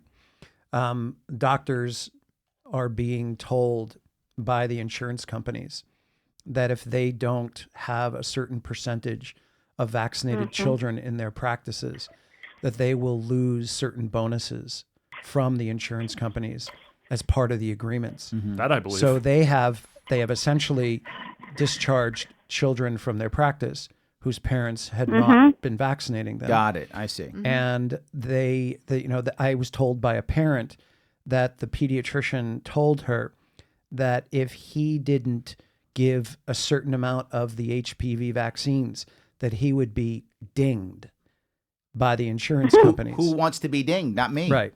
So, I don't want to be dinged at all. So on top of that, what you then have is doctors telling parents in front of their adolescent boys and girls, well, then if you don't get the shot, your kid's going to get cervical cancer or your kid's going to get penile cancer or anal cancer. Right. So they're creating threats when no scientific study has ever shown that the HPV vaccine has protected against one case of cervical cancer. All right, guys. I want to grab another call. Gina, thank you for calling, but I got to grab someone else. I'm so happy you actually waited. Thank you so much. You know, and Thank what you. about Have a great what about day. us, Larry? What about the grown-ups, right? What about anybody who was over 30 years old? I under vaccinated right here why am I not a dangerous person? You are. I'm scared now. Yeah. I would have run out. I can be pretty scary, but not tonight. You don't fit their narrative. That's the problem. You don't fit their narrative. Right. They're using the kids as, once again, a shield, the same way they're doing in the vaping argument where it's for the kids. It's for the kids. We have to protect the kids. And that's why I quoted Hitler on the Department of Health hearing and compared what New York State was doing with the vaping industry, and especially Andrew Cuomo, to Hitler by using the kids as a shield for the MSA blood money. That's what they're doing. They're using the kids as the shield because if you are against anything that they say, you hate children. Right. You hate children. You see what's happening. You hate children. I don't know that I understand that, but you see, the thing is that most people in our culture have given up their authority to the authority. I think that's true. Said, yes, I trust you. I have no reason to doubt you. I know you're protecting me. You've got a white lab coat on. You're taking care of me. And it's easy. Why? It is easy. Why would I even doubt that you're doing anything to harm us? Sure. Why would I even think about it? And so what you see is this huge polarized community of people who are screaming bits and pieces of information that are not based on their own research, but they're based on what they have been told from the authority is true. So who's the authority? New York Times, Fox News, ABC. Special interest groups. Lobbyists.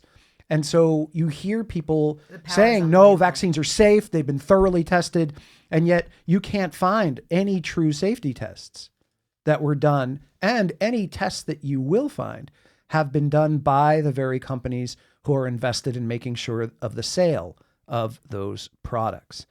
Speaking of, let me grab his caller fast if I can. Oh, we lost one. I'm sorry. Let me try to get one more back if I could. I'm going to see if I can grab... We're going to Brooklyn. We're going to stay in New York. We're going to go to Brooklyn. We're going to grab Billy. He's been in the line for a while. Billy, are you there, Billy?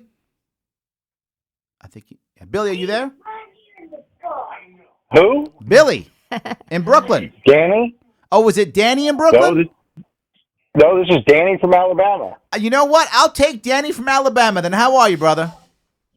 I'm doing good. And you? I'm doing great. We've kind of shifted into vaccines, but if you got a vaping question, I still got Matt here. Ask away, brother. Well, I don't really have a vaping question. I have a vaping statement. Tell me. So there's that. Tell me. So this whole T21 thing, which I'm totally against. I have a shop in Pensacola just outside of 2 Navy bases that are all student bases. Mm-hmm. So, I got a bunch of kids that come in, that were coming in, and they were buying vapes, and now they're not allowed to anymore. Not only that, but then the military tells them that they're going to get penalized. So if they get caught 3 times smoking or vaping, they're going to go to captain's mast, and they can get removed from the Navy. Oh my God! So wow! You know what this reminds me of? Again, I'm giving my age. When I was in the Marine Corps, when I first joined the Marine Corps, we didn't have direct deposit. There was still a paymaster who would go around and actually give you your check or give you cash. That's how you actually got paid once a month. The guy would come by and give you a check or give you cash. When I was in the Marine Corps is when it changed over. We went to every 2 weeks, which was a big deal for us in the early 80s. And we went to a check, and we had checking accounts. And the problem was you had a bunch of young Marines, 18, 19 years old, who didn't know how to balance a checkbook, who had no idea. Well, crayons weren't involved. Shut up, be quiet. It's crayons. Yes, but you can still write a check with crayon. Anyway, so yes. So they didn't know how to do any of these things. They had no idea. So what did the military do? It punished them for bouncing checks. And it ruined just hundreds of Marines' careers because it punished them with what we called, going to captain's mast. Same idea, right? Marine Corps is part of the Navy. Same idea. And we'd get in trouble, and because they were bouncing checks, the guy would say, I called the bank, and the bank said I had money, so I wrote a check. They had no idea about if you write a check and it would float. It was just impossible to them. And I think we'll find the same thing here. We've got a new rule. They're going right to punishment, and you're going to ruin a bunch of sailors' lives. You're going to ruin their careers because they just want to vape, and they've been vaping for whatever amount of time they've been vaping, and now they can't. I am heartbroken to hear that. They're all 18, 19, and 20 on these student bases, right? Yep. So they've been vaping for, a year or two at least, and now they can't. But see, here's the difference. So, because I heard you talking about, and I was in the Army in '83. Also, when the whole alcohol thing came up where you had to be 21, same thing for me. I could go to the NCO club. I could go buy a 6-pack of beer, drink on base, and there's no big deal. Yes. But the problem with that is that the federal government doesn't have a drinking age or age to buy alcohol. They twisted the state's arms to do it by saying, we're not going to give you the money to fix your roads if you don't change the age to 21. Right. So it wasn't a federal mandate. It was a state mandate. Right. No, I know they did. They said if you didn't do certain rules, all of a sudden we cut federal funding for roads. I remember that. Absolutely. Yes. Yeah. Wow. Thank you for that, my friend. That's awesome. And the other thing is, so with the vaccine thing, which I was listening to, so I got a little bit for that too. Tell me.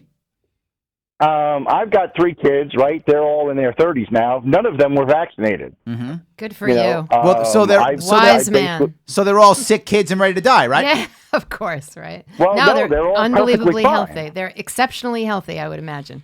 Is that right? No, they are. They are exceptionally healthy. They've never had any of these childhood illnesses. They've never had an issue. I just went to the schools and said, I'm not going to do it. The doctor backed me up, and it wasn't an issue back then.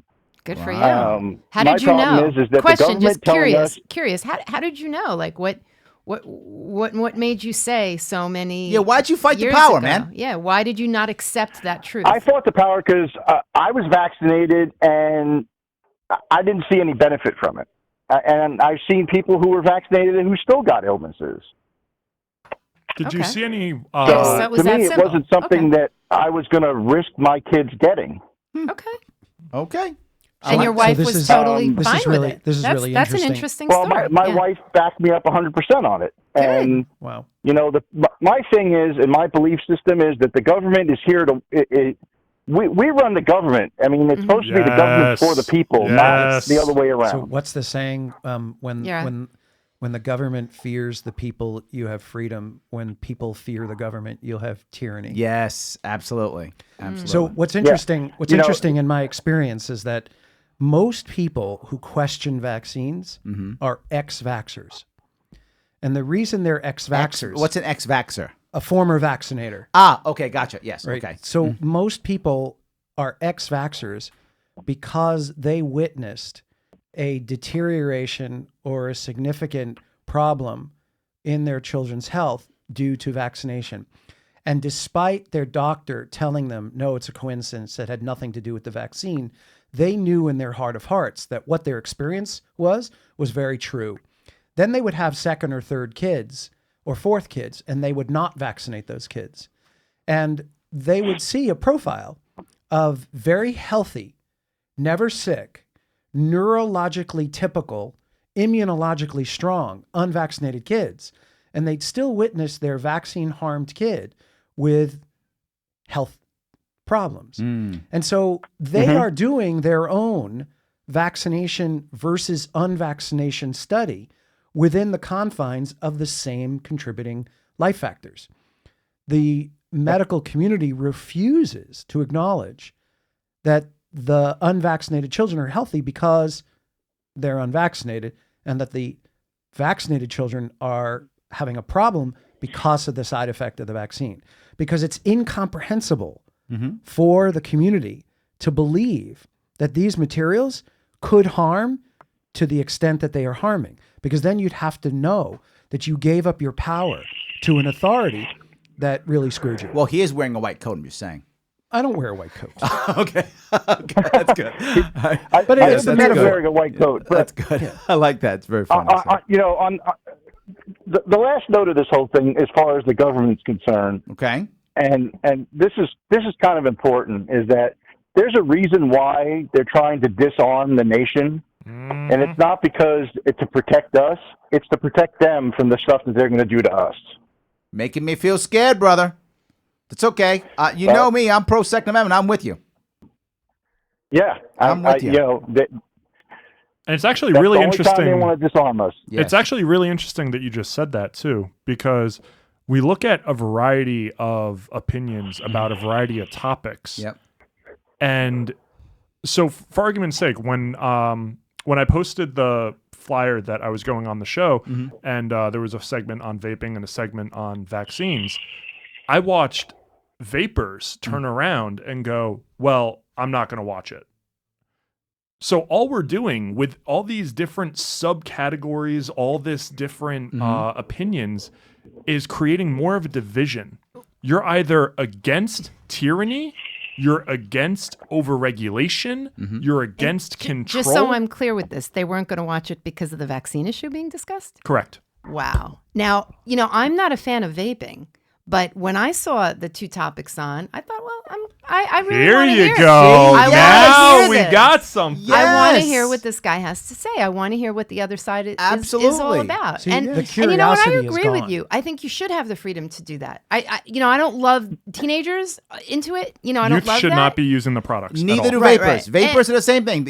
Every story. I mean, as long as we're discussing it, you know, I'll offer my thoughts here. But my interest was very piqued to know that we were going to be on the same segment with you know, and controversial sort of topic. I was interested in what you have to say. So that's a shame. That's a shame that person. Well, but said no, that. but Anyway. see, but what we've experienced is people are certain about a subject that they know very little about, but they've just accepted because their authority has told them that that's the truth. In fact, the less they know, the more sure they are. Yeah. Correct. Yes. Oh, that's so true. So you know, when people say, "Well, they say," well, but what do you say? Well, I haven't read past the title of the article, because if the article says measles killed 20 kids, people walk around saying, "Oh, measles is killing 20 kids." There's new right, Deadly but disease. they're not looking to see. Well, what are the details of what really happened? Absolutely. Or vaping kills kids. Yes, vaping kills teens. Oh my God! So they're all it's just deadly. Yes. That's a thing though. It's like what people don't understand with the whole vaping thing is that we as the vape shop owners, we see people coming in all the time. We see people with health issues, with heart problems, with breathing issues. They quit smoking and they turn over to vaping, and we get to watch their health change in front of us when they come in week to week to get their stuff. Yep. And other people don't want to see that, and they don't want to hear it because it's something positive that's against their thoughts. No, the reason why I know that's true, and I'm not a vapor either. I don't vape. I never have. But I saw it when I was in the campaign. I would walk into a vape shop, and I would do it often just because I'd be in a neighborhood or I'd be somewhere, I see a vape shop, I'd walk and go, I support you guys. I'd do that kind of thing, high five a couple guys, and it'd be two people sitting on a couch or something like that. And I'd say, why are you here? Oh, no, I've been here for 3 years, used to have lung problems. Exactly what you said. I would hear. I used to smoke. Now I don't smoke anymore, whatever. Now I started running again. And I'd hear these stories again and again and again. And it's one of the reasons why I continue to support the industry, even though campaigning was difficult.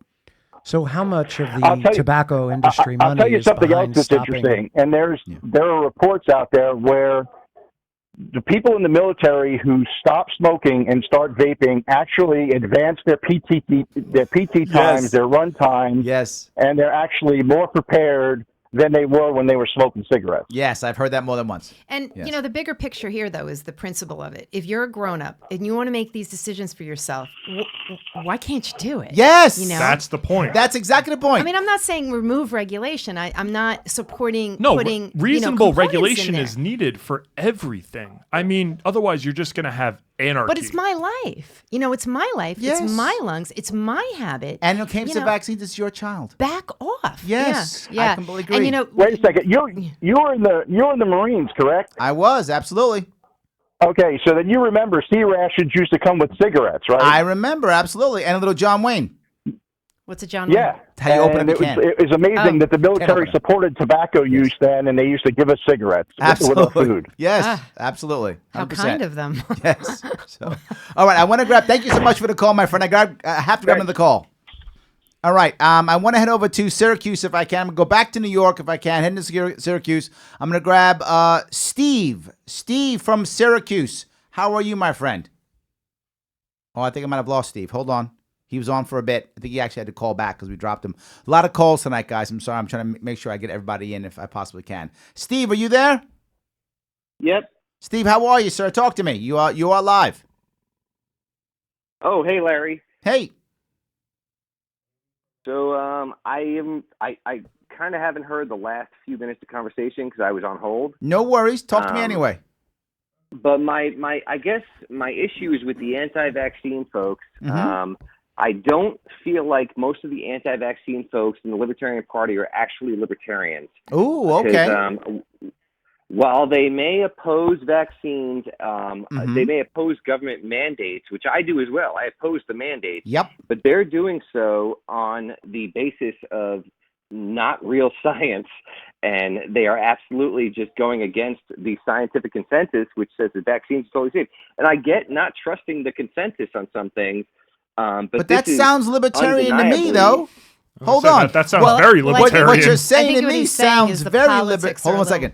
Hold on. I'm make sure I gotta make sure what you're saying. Are you, from what you just told me, that felt very libertarian. That they're just mad, even though the science is wrong. Where are you going with that? Help me out. No. I'm not saying the science is wrong. I'm saying they are opposing vaccines on the basis of their own wrong science, as opposed to opposing vaccines. Like, if it wasn't government, like where do they stand on the Second Amendment? I haven't heard vaccine people stand out. Oh, I see what you're saying. Or any other libertarian issues. They only care about this. And when they present their argument, it's not an anti-government argument. It's a anti-science argument. Ah, I got you. Okay, that's clearer. Thank you. That's clearer. Well, I got to tell you, that may or may not be true. And I'm actually okay if it is, because I want more people in our movement either way. I still think that even if you're right, that if they come to our movement and they hear us and they see what we have to say, I think we'll get a lot of them anyway. I mean, look at a lot of vapors. A lot of people who are vapors are single issue voters, as you said. A lot of them are single issue voters. It's crazy because not only that, but there was a thing going around the other day where find out where you fall on the political spectrum. Most vapors I saw that take that ended up either on the left side or the right side of libertarian. Yes. And they were like, I didn't even realize I was a libertarian. Yes, absolutely. Stop living the red and blue. I'm a vapor, so I get it. Yeah. I just think that specifically the vaccine people are opposing what is proven science. Okay. Well, when you see your child, So let me ask him now. It's great. So they're here. Please, you hear what he says? He's saying that. Sure. Yeah, I'm open to hear what they have to say. I guess. Please tell me. I guess I'm kind of processing your message, but when you see your child, as Larry was saying, most people who do not vaccinate are former vaccinators, and they saw their child suffer. Dr. Larry, not Larry Sharpe. As a direct result of a vaccine, you rethink a lot of things in your life, and you rethink what's important. You rethink your politics. You rethink your whole life, because what is the most important thing to you is the preservation of the health of your child.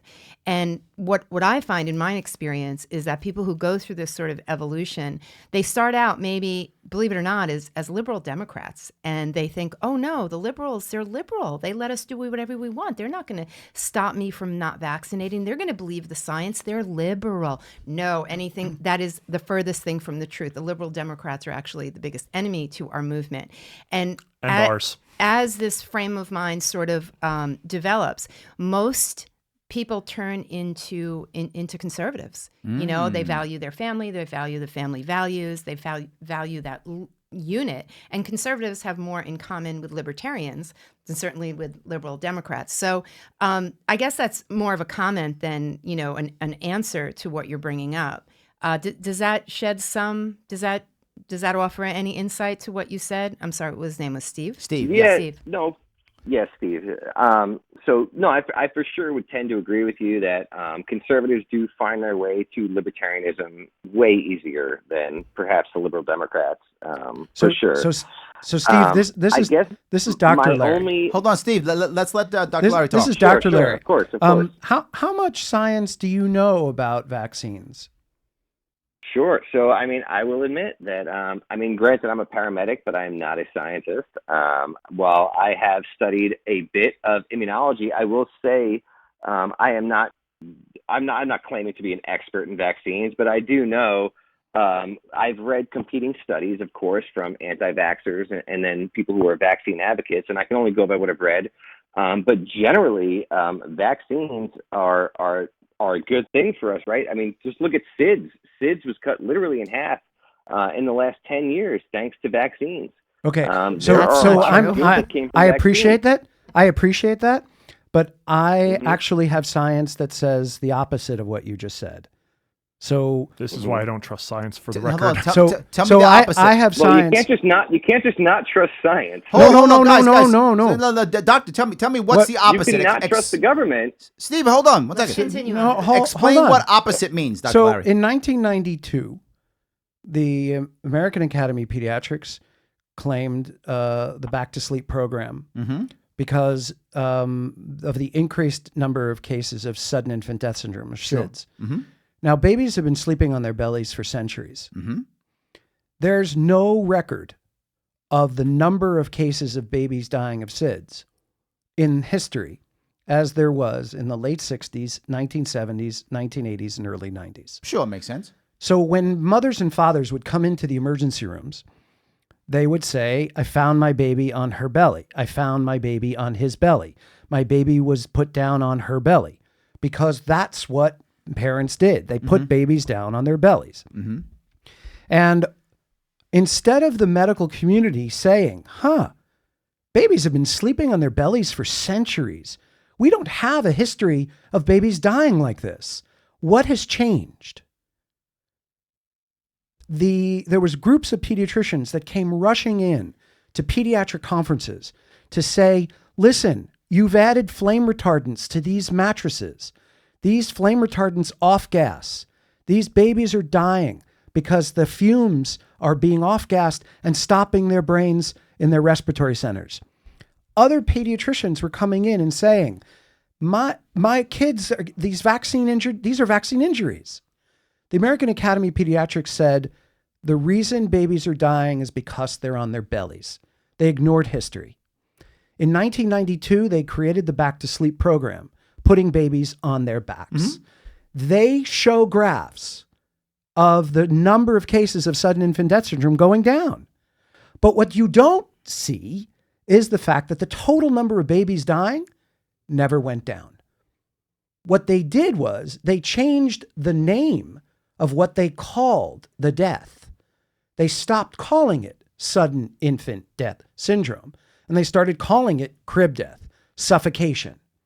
So yes, the number of cases of SIDS went down, but the total number of babies dying did not. We in this country are close to 49th in the developed world in infant mortality. That I knew. Yeah, okay? We're bad. So I looked at that same data and said, yeah, look at that graph. That graph shows that the number of cases of sudden infant death syndrome went down. But teased through it. How can SIDS go down and the number of babies dying go up?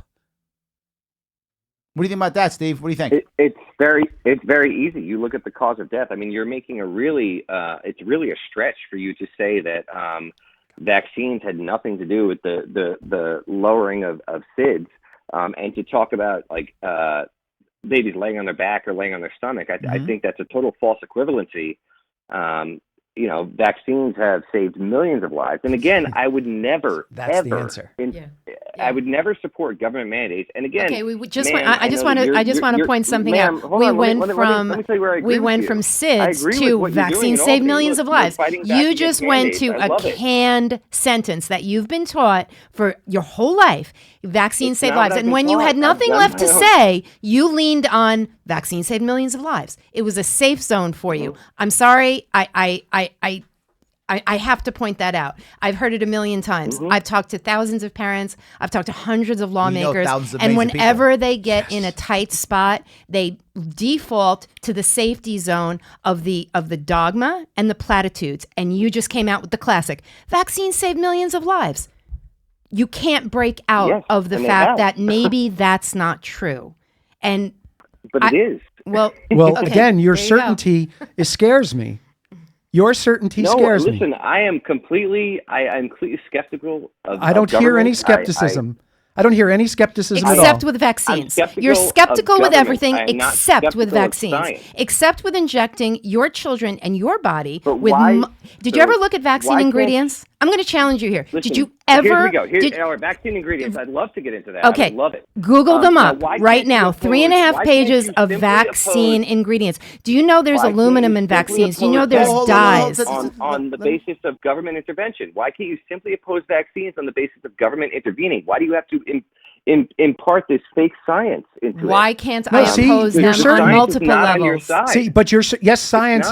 Actually, I know. See, here's the thing. I know all the science you know. I know all of it. I know all of it. I'm medically trained. I went to a New York medical university. I went to pediatric residency in New York. I worked for 9 years in ERs, ICUs, neonatal ICUs. I taught in medical schools. I know all that science. I also know that there's a bevy of science underneath that shoots that science down, because I know there is great science to show the damaging effects of the ingredients in vaccines. And if you know that science, I'm happy to talk to you about it. But if you don't know that science, you're missing out, and you're speaking out of turn with a certainty that really scares many parents, because you're so sure that the science I know is fake. What do I have to gain? I don't have any kids who are damaged. I want the truth. And the truth is that there's a whole lot of science that you and people like you refuse to even accept as possible, that you were duped and that you didn't know was out there. And that, to me, is very scary. Well, let me touch both of these if I could. So, to be clear about both of this, both sides of this. And it's going to sound crazy. I don't care. I'm with you. I actually don't care. I don't care if the science is right, if the science is wrong. I don't care if you're half right, kind of right, all right. If both of you are wrong, doesn't matter to me at all. You have the right to choose. Yes. All I want to do is I want the government to not be the only source of information. I want lots of sources of information. I want the government to not be mandating what I put in my child's body. I want the government to not tell me what I can put in my own body or in any adult's body. I want that. But more important than all of this is to your point, Stephen. You make a very valid point. For our movement to grow, and this is past just you guys, this is the movement that Steve and I care about. Right? The movement that we care about tremendously is the liberty movement. And if it takes us to get more niche groups in on only one issue to hear our message, I'm in. Right. I'm in. Natural 100%. I am in if it's a niche issue and if they go, you know what? I love big government except and you for this one always thing. Willing to listen. And I'm happy to listen and bring anybody in, and some will stay and some will go. But I'm actually in, Steve. I get what you're saying. But you see, you're going to have trouble getting people. You're going to have trouble getting people to accept that governments shouldn't mandate it unless they're comfortable with the science as to why mandating it isn't necessary. But here's the issue that I'm bringing up. Having you mandating it should never be necessary. There we go. Having you talk with guys like Steve and anyone else, having Steve talk to you, having someone who's a vapor come in and talk, that's going to cast as much doubt on government that I want. I want doubt on government. There's actually many people I want doubt on government. that will just don't trust the government on anything. So it doesn't matter if the science is there, not there, if they believe it or not. You see, if the government's in control of it, there's special interest groups in control of it. I don't want to say the government's wrong by default either. I don't want to say anyone's wrong by our default. current government. Correct. Yes. Our current That's government. 100% true. But, yes. but you can empower people by giving them the correct information so that they know why they don't trust government, so that they know why mandates are not good. Money. No, but again, it goes beyond money because we're watching kids be maimed and killed because people are trusting not only government, but the science that the government says is only true. And if you let me wrap up with Steve. Steve, go ahead. Wrap up, brother. Yeah, I mean, I guess my real issue is with most of the anti-vaccine movement, they're not actual libertarians. They don't care about the liberty movement. They only care about this Can one we issue. believe what we want to believe anyway, Steve? Hold on. Okay, let me finish. How do you They know? only Let me attack wrap up. it from they only attack it from this one point of view of, hey, the science is totally wrong. You guys have been fooled, and that's incorrect. That's totally incorrect. And it's not a libertarian perspective. If you were a libertarian, you'd say, all right, the government has lied to you, but thousands of scientists have lied to you on top, outside of government. If you actually cared about libertarianism, I'd love to have you guys in the party, but I don't believe you. I don't. Steve, I appreciate your input tremendously. Thanks for calling, brother. All right, Larry, I love you, brother. Thanks. Have a good one. I don't know Bye. how anybody All right. can say they know what most anti-vaxxers do. I don't know either. I'm happy you came. Thank you for having us. Thank you for coming. Thank all of you for coming today. I'm so happy. you. Please let us know, where can we find you? You can find me on Facebook, Matthew Elliott. You can also find me on Twitter, Grim Elliottini. You can look for the Vaping Legion Network on YouTube, where we cover many topics of what's going on, as well as exposing special interest groups against vaping. Awesome. Let me move on. Where can we find you? Okay. My name, Rita, R-I-T-A, P as in Peter, A-L-M is in Mary, A as in Apple. On Facebook, that's where I do a lot of my work. I have a mailing list. I'm also on Twitter. And what's your Twitter name? My Twitter name is Rita Muller Palma. There we go. go. I use my maiden name for that, and I also represent Children's Health Defense. Awesome. Where can we find you?